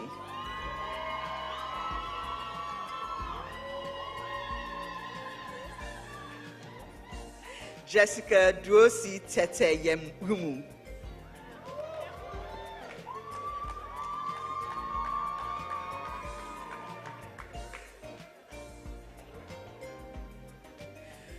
Nonzuzo Sylvia Sikosana, magna cum laude.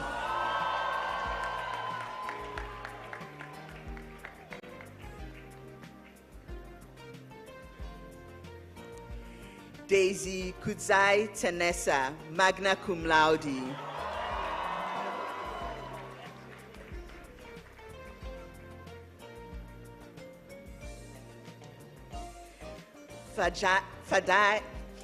Fadzai Zaranika.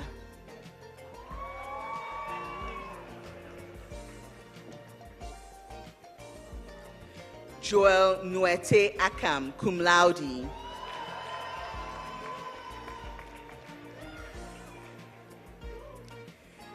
Baba Onoma Amosa, cum laude.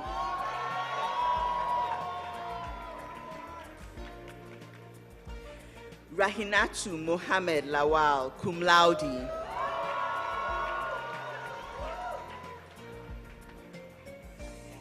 Abigail Ousu Yeboah.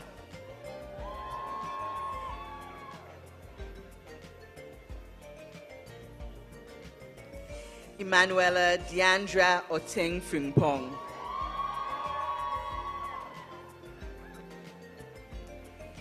Yenma Ambambire Bawa.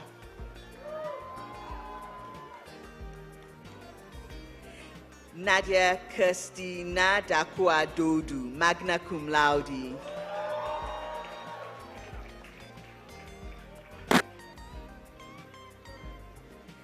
Akwesi Intim Dodu.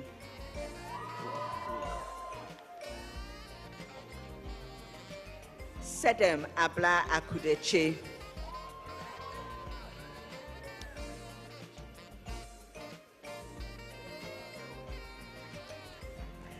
Shama Vinkomberero Zairo.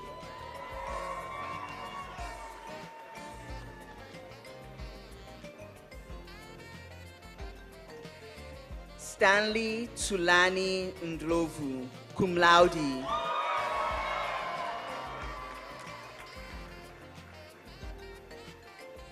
Robert Sika.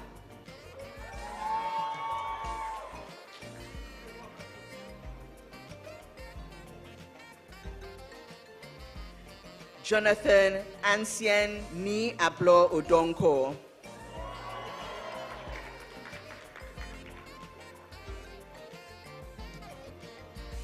Edward Ofosu Mensah, cum laude.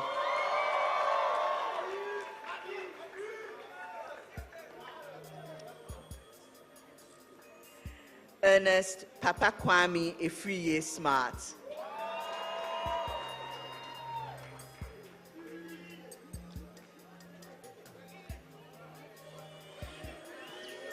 Walile Ndam Benle Dlamini.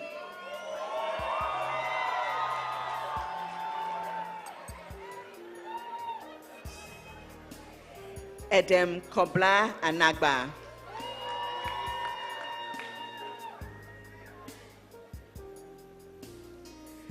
Lois Ofoe Amesaki.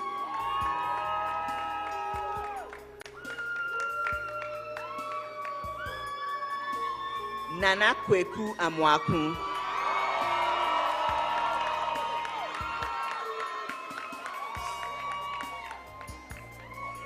Anna Naki Koji.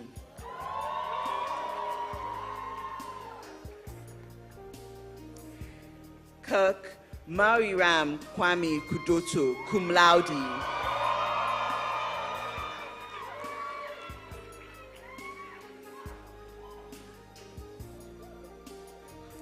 Mercy Chidera Abaronye, magna cum laude.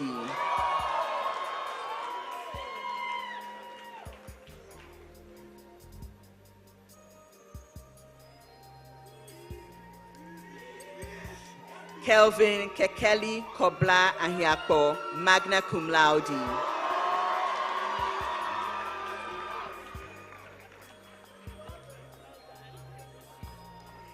McNorbert Amwa, magna cum laude.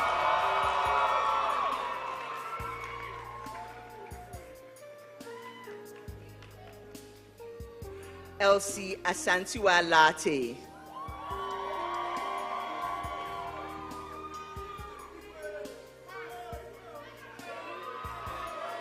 Fiwanyinkosi Precious Lukeli.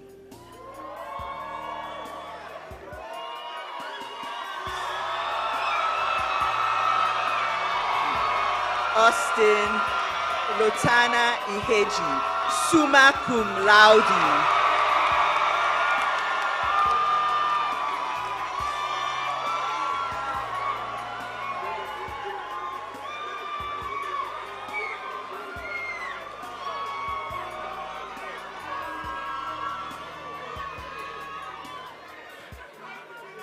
May I call forward the graduating students of the Management Information Systems program.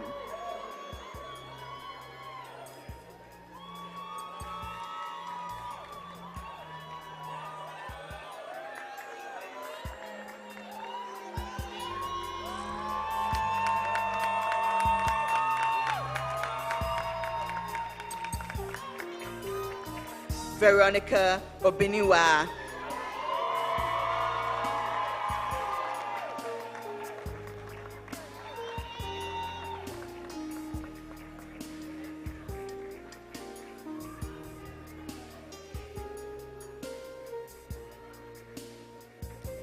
Mami Abna Efriye.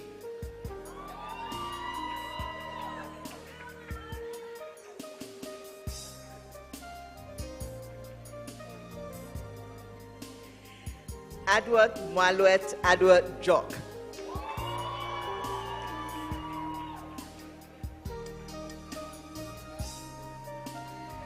Trezor Buzangu Ndala.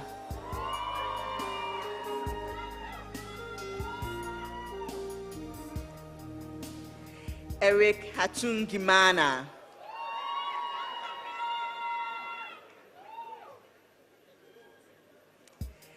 Bless Charles Opong, magna cum laude.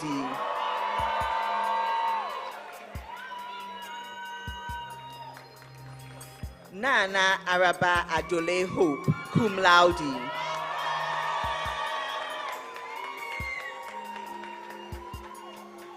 Shadrach Beda.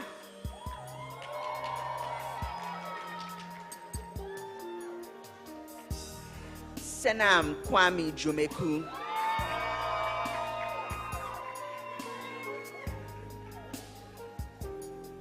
Samuel Nkum Ninson.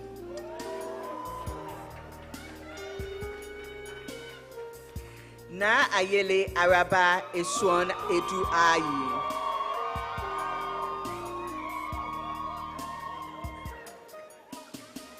Griselda Owusu Ansa.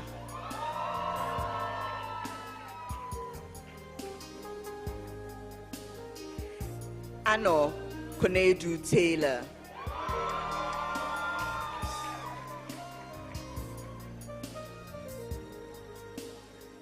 Lavette Kathy Phillips. Monica Pirisi Lekupe.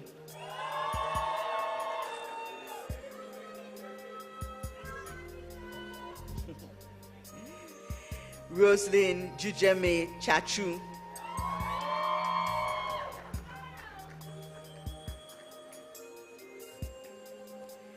Jemima Konedu Enchi.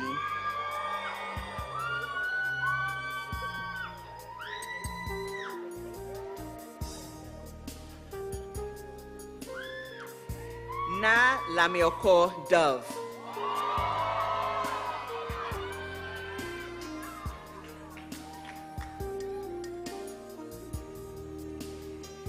Nyamiche Arthur Nana Osei Akumia.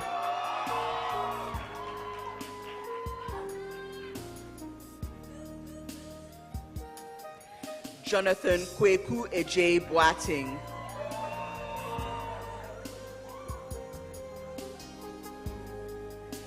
La Grace Divine Igurubuntu.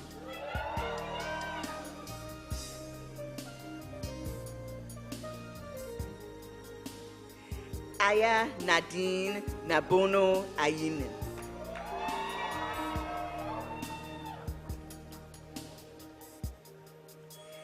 Hassan Maltiti Yakubu.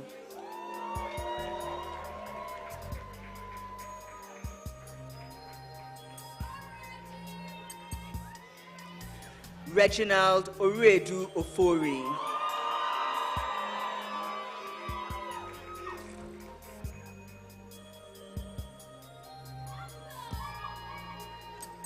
Zoe Mabina Atakura Insia.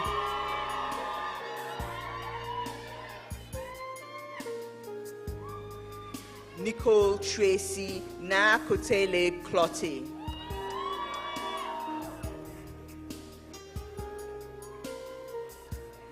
Anne-Marie Ekuba Ewusie Mensa.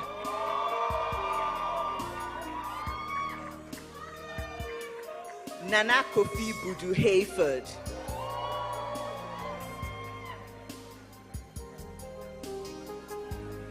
Nana Kojo Osei Nyaku.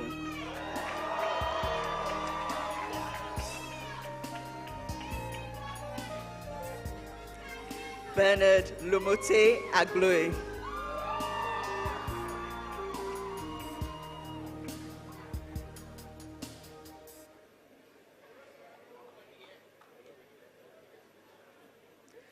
Claude Joshua Quarty, summa cum laude.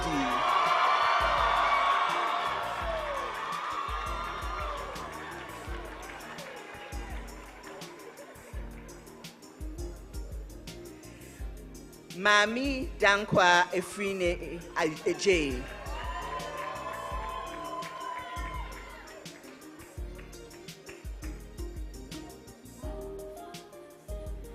Maisie Tomizia Amaba cum laude.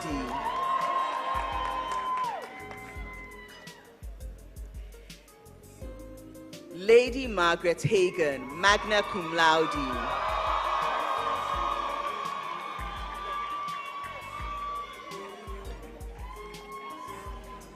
Nelly Trency Drebin, Trinice Drebin, sorry.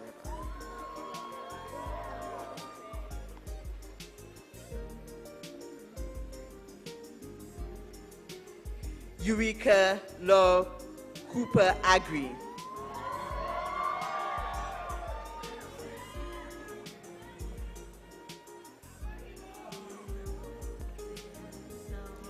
Elom Peggy Ameibo.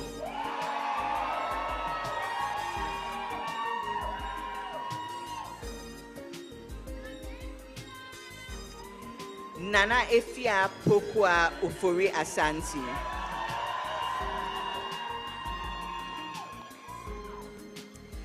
Chanel Na Ayele Ayi.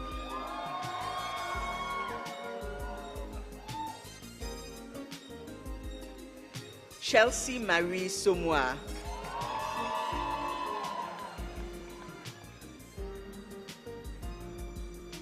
Princess Cheryl Asiedu Donko.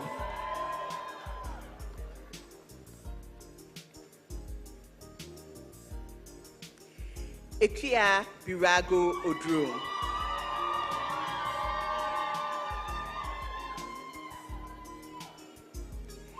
Ekia Dede Amofa.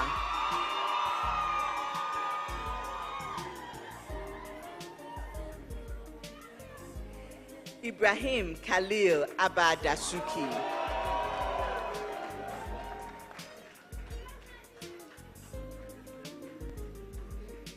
David Akwach Deng.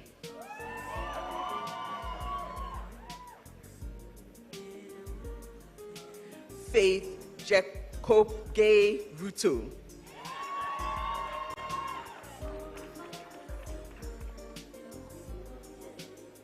Maxwell Amonu Nkrumah.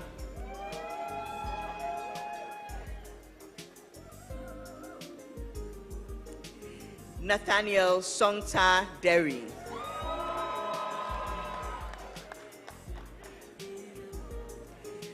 Bama Asiama Nante.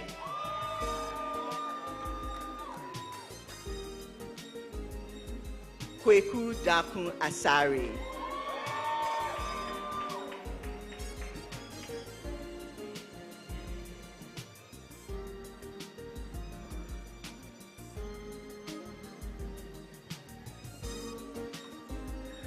I'd like to invite Dr. Elena Roska to the podium, Head of Department of Engineering.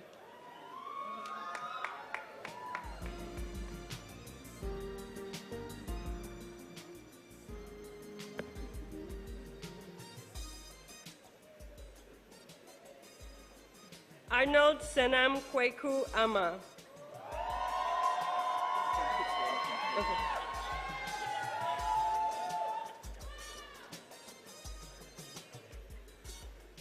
Eric Pa Kweku Mensa Jr.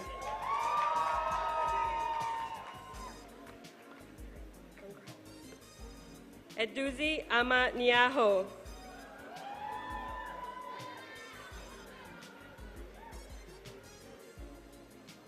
Aaron Arma Ashieti, sorry.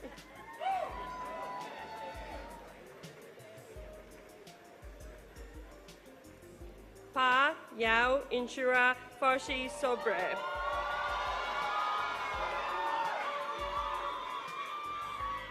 Calvin McPhillips.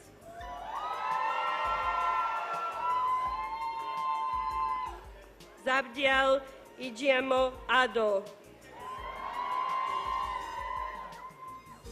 Caleb Yeboah.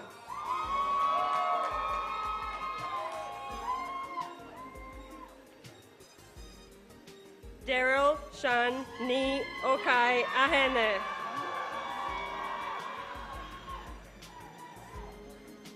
Emmanuel Bayu Bansing.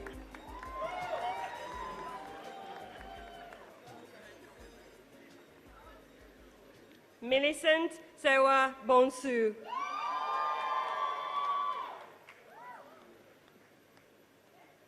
Adansie Bohene.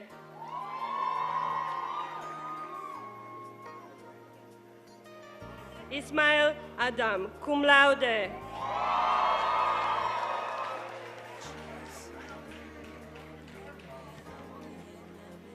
Micheline Ann Doe, cum laude.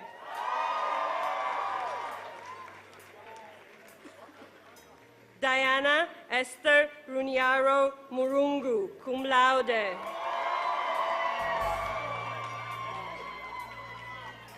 Nana Akira Emefa Elinam Senanu, cum laude. Francis Kwame Sayer, cum laude.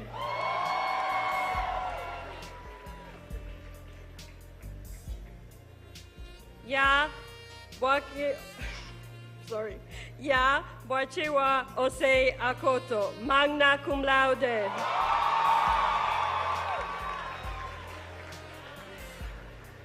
Shadrach Ajay NT, magna cum laude.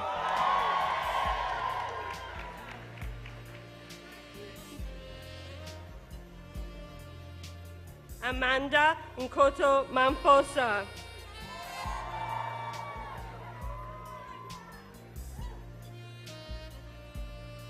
Comfort Asibi Awafo.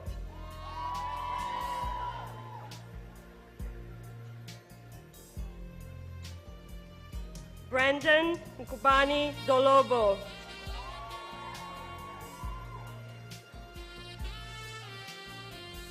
Mafina Akwoso Amoako.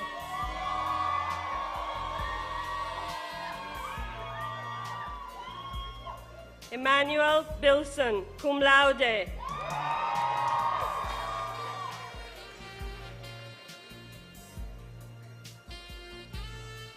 Philip Te Abrosi, cum laude.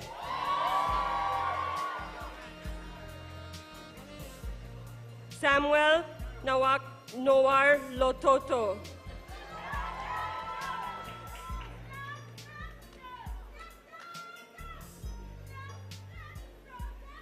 Stephen Anchuri.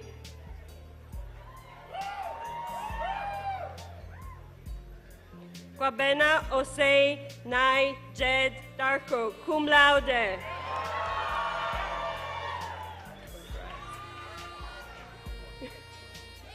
Jude Adam Amoa.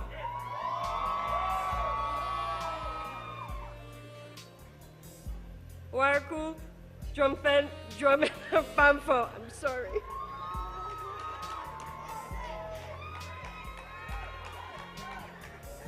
Kare Ivital Tita Keta, cum laude.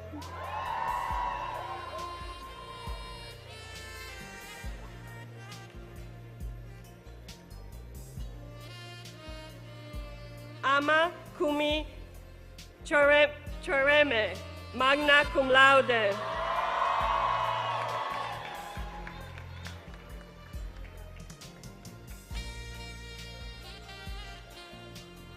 Jacqueline Nanabea Aqua Niamike, summa cum laude.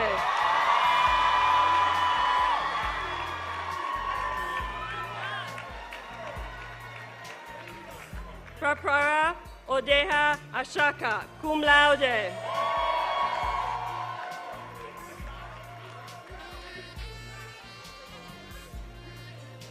Obadiah Safi.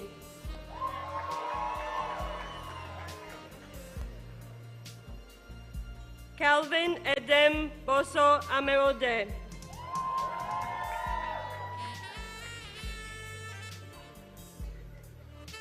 Emmanuel Nkasa Boateng.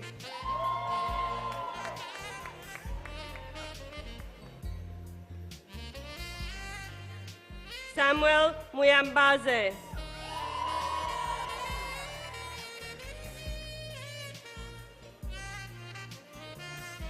Al Hassan Mohammed.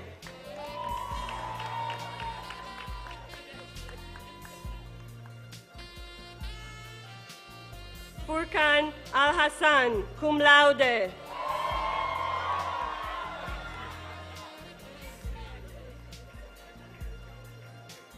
Kweku Ose Anchuri.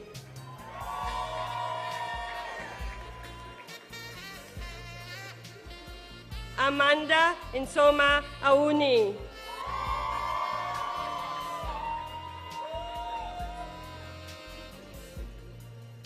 Al Hassan Isa.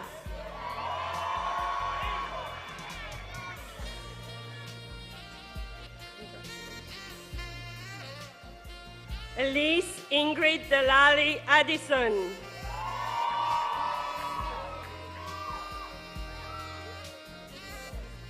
Abdul Muiz Isufu.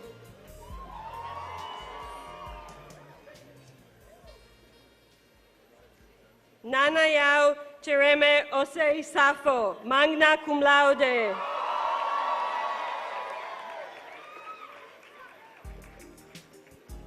Daryl Ibeku Harrison Indom, magna cum laude.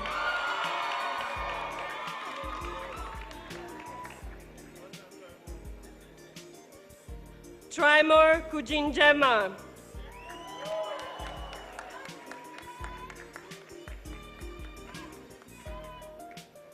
Ferdinand Yukung Chufor.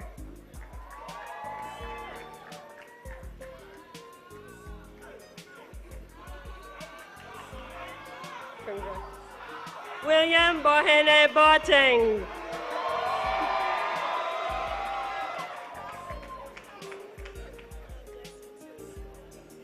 Kofi Ain.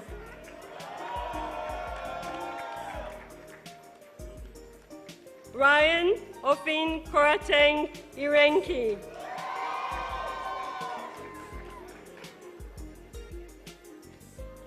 Shan Nana Boateng Yeboah.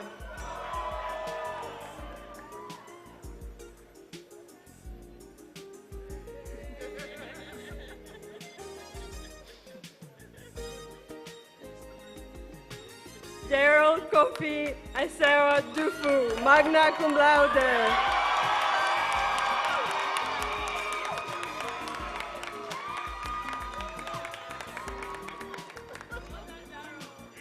Emmanuel Kwabena Ofori Ewa, cum laude.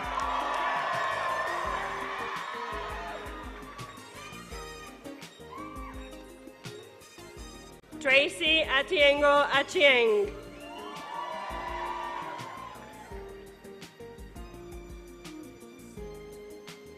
Ekua Orofia Omane Manu.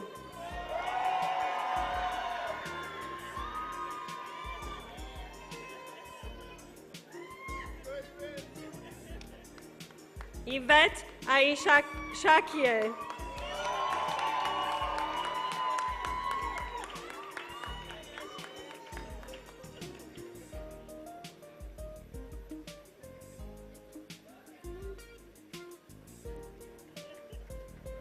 Nana Otua Ofori Bekwe.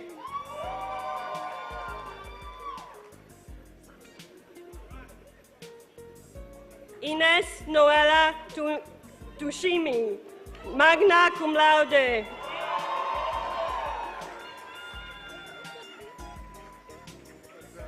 Kimberly Taj Mashunga.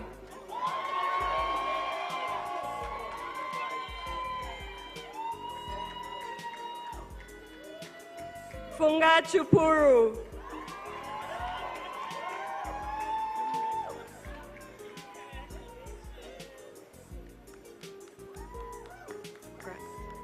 Samuel Bassi Duke.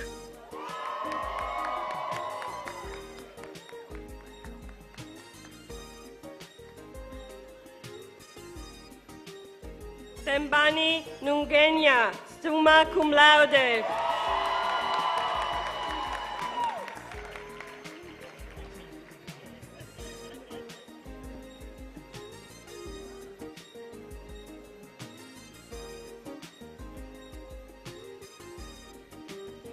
Irene Yurakura Ofirua Anan.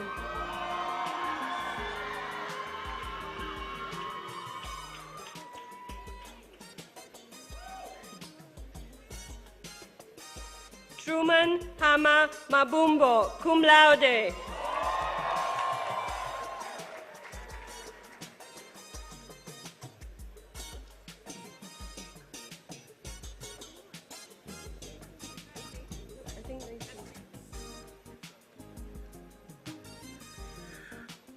I'd like to invite Dr. Nathan Amankwa, Dean of Engineering and Computer Science, to the podium.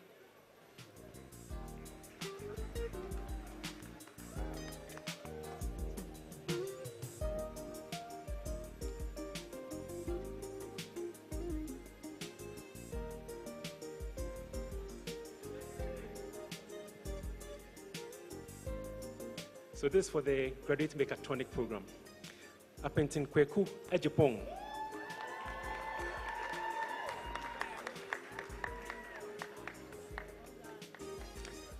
Abubakar Isel.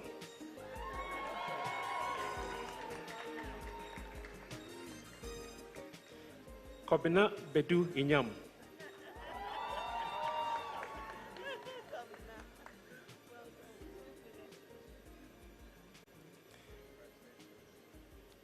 Abdul Aziz Inyo.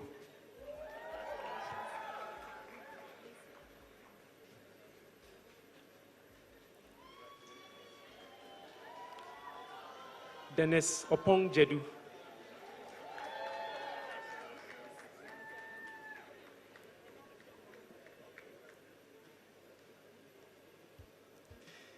Benjamin Edu.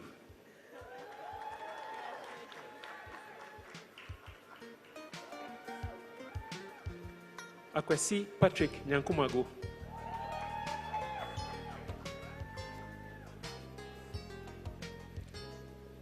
Princess Elom Sepa.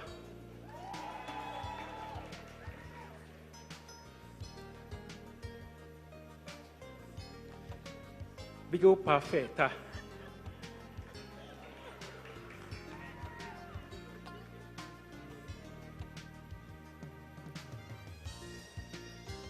Lily Akosia Efriye Cheba for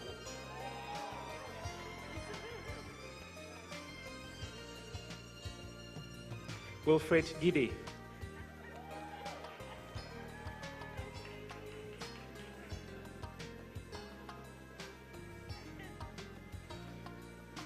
Papa Nyamiche Odum.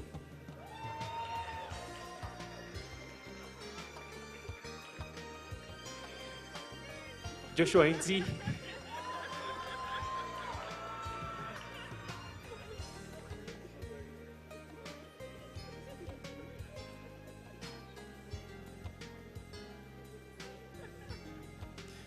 Kecheke Mambo Bonaventure Fonte.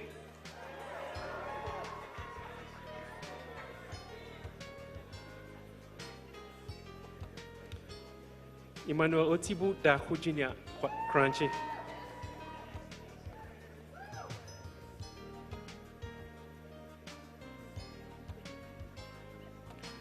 Reginald Andrews Sai Ubodai.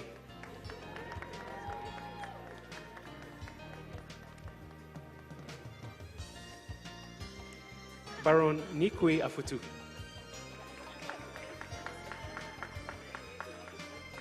Congratulations.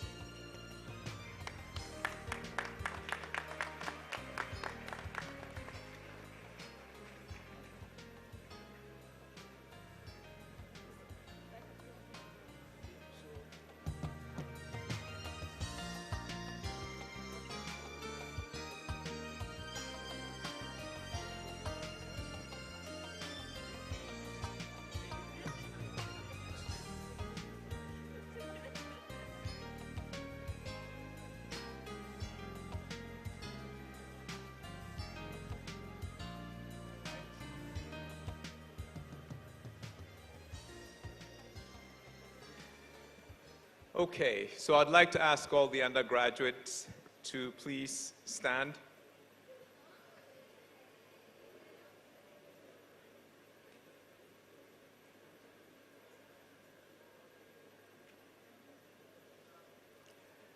Okay, congratulations. You now have your bachelor's degrees, and you may move your tassel from the right to the left.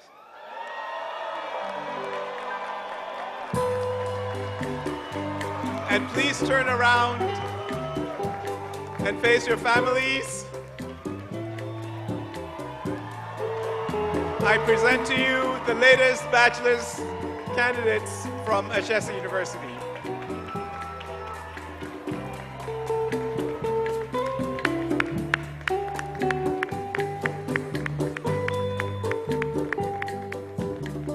Okay, you may face forward and please have a seat.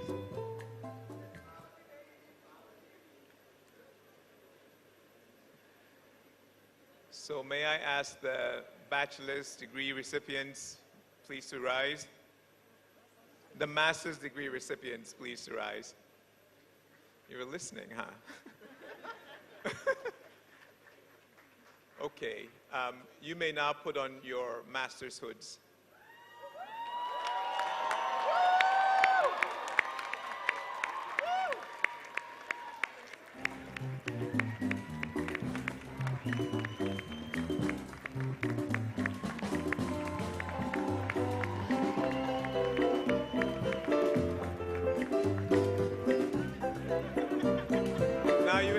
Turn around and face your families and friends.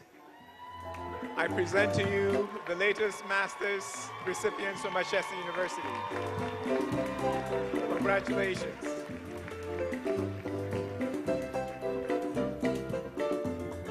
Okay, you may sit.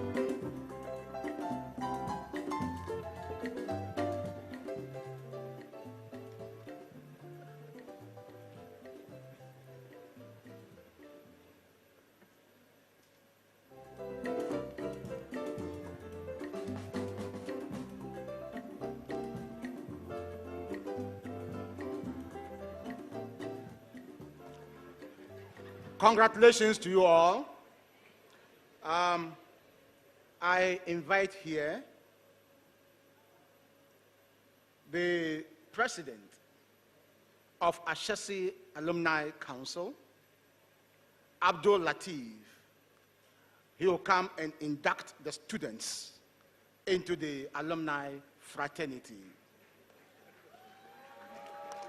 Thank you. All right, thank you very much. It's always exciting to have a fellow alumnus come back to address this ceremony as the commencement speaker, Kobna Osu Aje. We are so grateful. Thank you. All right. Class of 2026 and the class of 2025. Really exciting to be part of your graduation ceremony. I realize you are the most sociable class in the history of Ashesi University.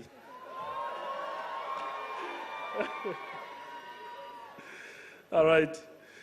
So we are going to take a pledge together that will usher you into the Ashesi alumni community.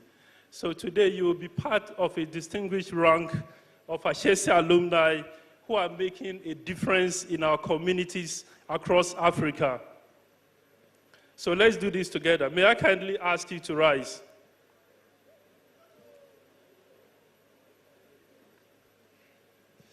All right, so please repeat after me this ultimate pledge.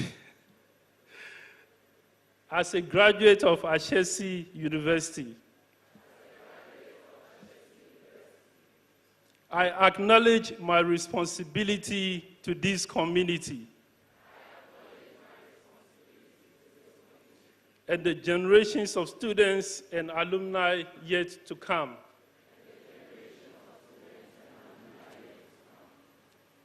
In the spirit of scholarship, I will continue to pursue and share knowledge with the understanding that there is always more to learn. In the spirit of leadership, I will hold myself accountable.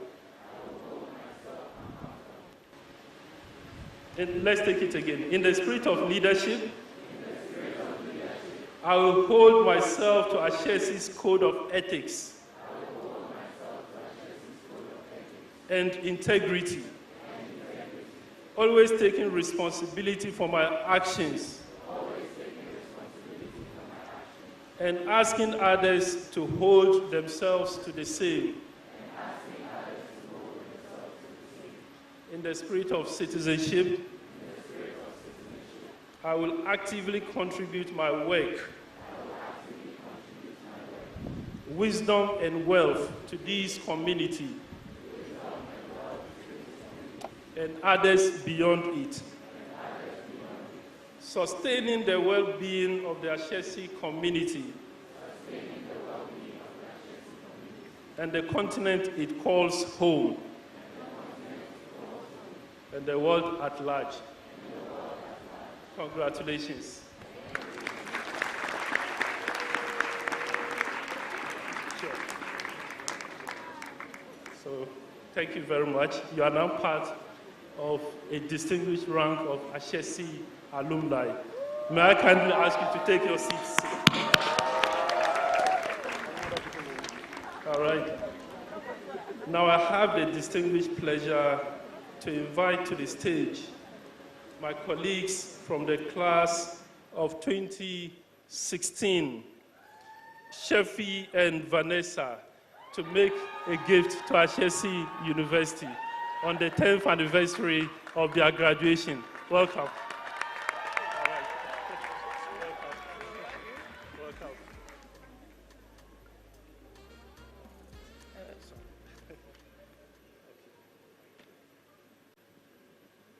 Observing all protocols, good morning, Ashesi community. I am Shefi Nelson, a member of Ashesi's class of 2016, and I'm honored to be here with my colleague, Vanessa Ako-Adonovo, representing our classmates, as we not only reflect on our shared past, but also contribute to the future we wish to shape. Today marks a momentous occasion for the undergraduate class of 2026 and the master's class of 2025, as we have gathered here to celebrate you. Congratulations. One lesson that our time at Ashesi instilled in us that we wish to share with you is that there is no single formula for success. It is about consistency, about showing up each day, even when you're afraid or doubtful. As you step into this new chapter, you are allowed to be dynamic. You are allowed to chase what you want, but please do so with assertiveness, thoughtfulness, and a sense of responsibility to yourself, to the people and structures around you, and to the world at large. Ashesi fosters a spirit of giving back, an ethos that encourages us to uplift others as we rise. Today, to mark our 10-year anniversary and to honor Ashesi's Giving Week, we proudly present our class gifts of 136,737 Ghana cedis. We do so not just as a token of our appreciation, but as a commitment to the future of scholarship and to the generations of students who continue to walk through these doors after us. Thank you, Ashesi, for being our foundation. Thank you, class of 2016, for honoring the opportunity to give back to our society. And thank you all for believing in the power of education, growth, and giving back. Together, we can continue to shape a remarkable future. Congratulations to the undergraduate class of 2026 and the master's class of 2025. Thank you.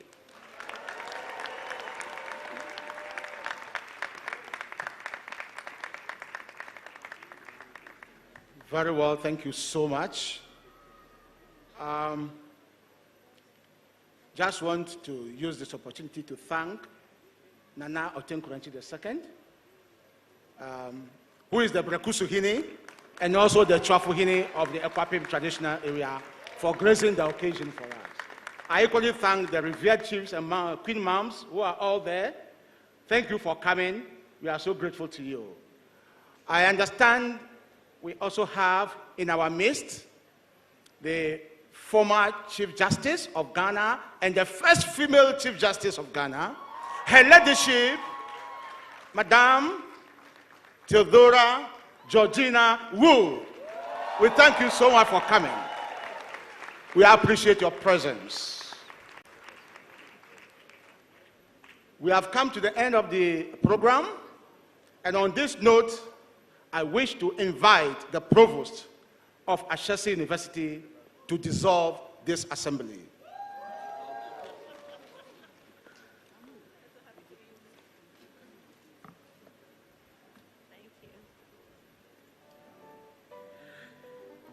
Thank you all for coming. The commencement ceremony is hereby dissolved. And once again, congratulations, class of 2026 and class of 2025. Thank you.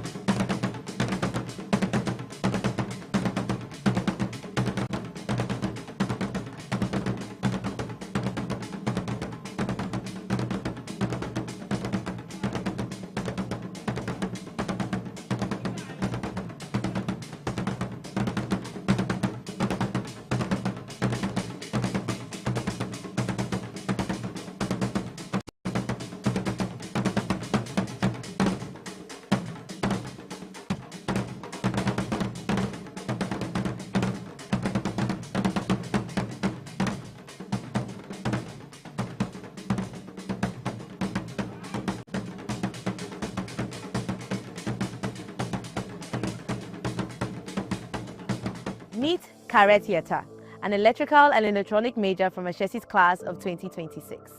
For his capstone, he developed a way to detect when solar panels are underperforming before the problem gets more serious. Most solar systems are monitored by measuring the amount of power they produce. Now, if these numbers seem normal, the system is assumed to be working. But output alone only shows what a panel is producing in that moment, not what it should be producing. A panel can quietly lose up to 30% of its efficiency from heat, dust, or aging, while still appearing to function normally. Now, to truly understand the panel's condition, engineers rely on something called an IV curve, a full performance profile that reveals how a panel behaves under real operating conditions. The challenge is that collecting data means shutting down the entire system, making it too disruptive for routine maintenance. Now, that's where Trace comes in. Trace is a system that automatically generates the full health profile of solar panels while the system remains on and operating, with no interruption to power and no shutdowns. At the center of the design is a SEPI converter, a power electronic circuit that moves through the panel's voltage and current range in real time. This builds a complete performance picture automatically. Because the system works with hardware already found in many solar installations, it does not require replacing existing equipment. Instead, it turns conventional solar systems into smarter ones, making real-time solar diagnostics practical, accessible, and easier to apply in the field.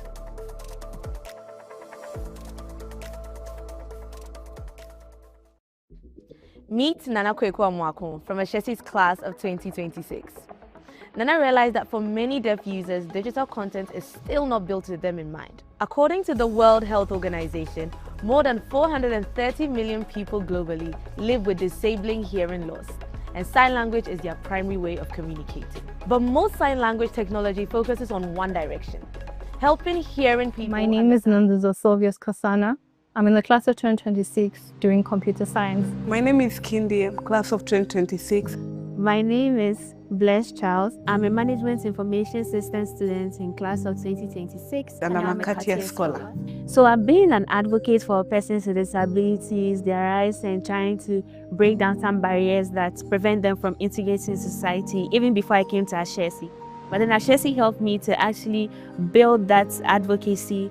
Now I'm much more mindful of the people that I have in the room. It's really helped me be much more aware and consider the needs of persons with disabilities wherever that I am. I now take initiative in things and been taking up that role or even taking that first step to talking to someone. I was so excited when I received the message that I have that scholarship and the admission to Ashesi, because it means that I'll have an opportunity to go for this higher education. By like the fourth day, I'd already filled all the forms and I already sent them. I remember I had questions and I was like, emails will take too long. I called them and I talked to them. It was just a happy moment.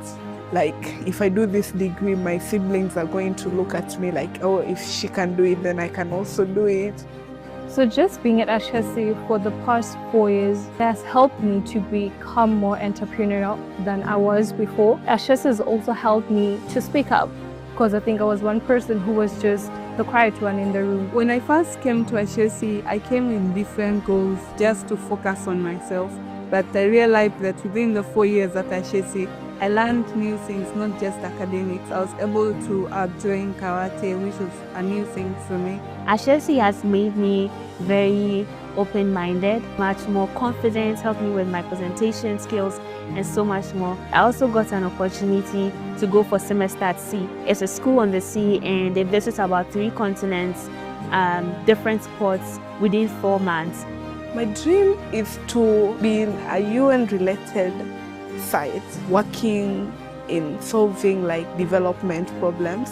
In my 3rd year, I did a course in development economics, and it kind of brought everything down. I realized I love all these things to do with like education, health, just like the development part, and especially for sub-Saharan Africa. I'm so honored to be part of the first batch for the Cartier graduating scholars, because being the first to be part of anything is always an honor and always a privilege, and I'm happy that I was chosen to be part of such an amazing group. The dreams that were going to shut down kind of rose again, and I'm very happy to be a CATIA scholar.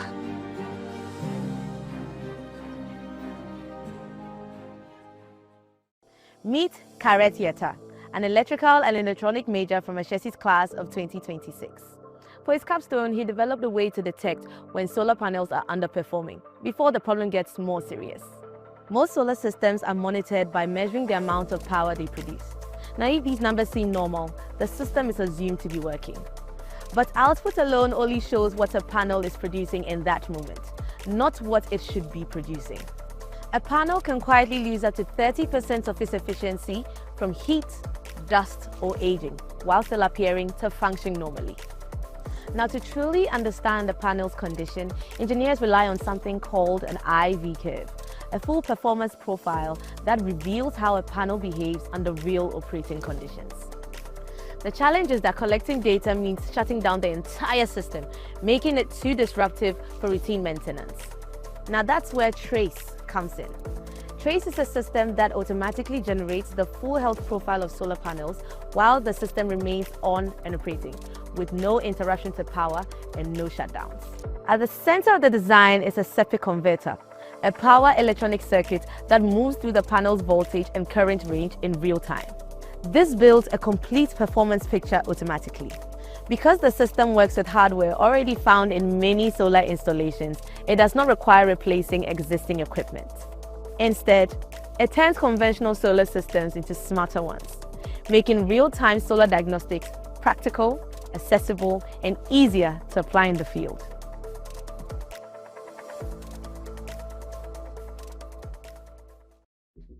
Meet Nana Kweku Amwako from Ashesi's class of 2026.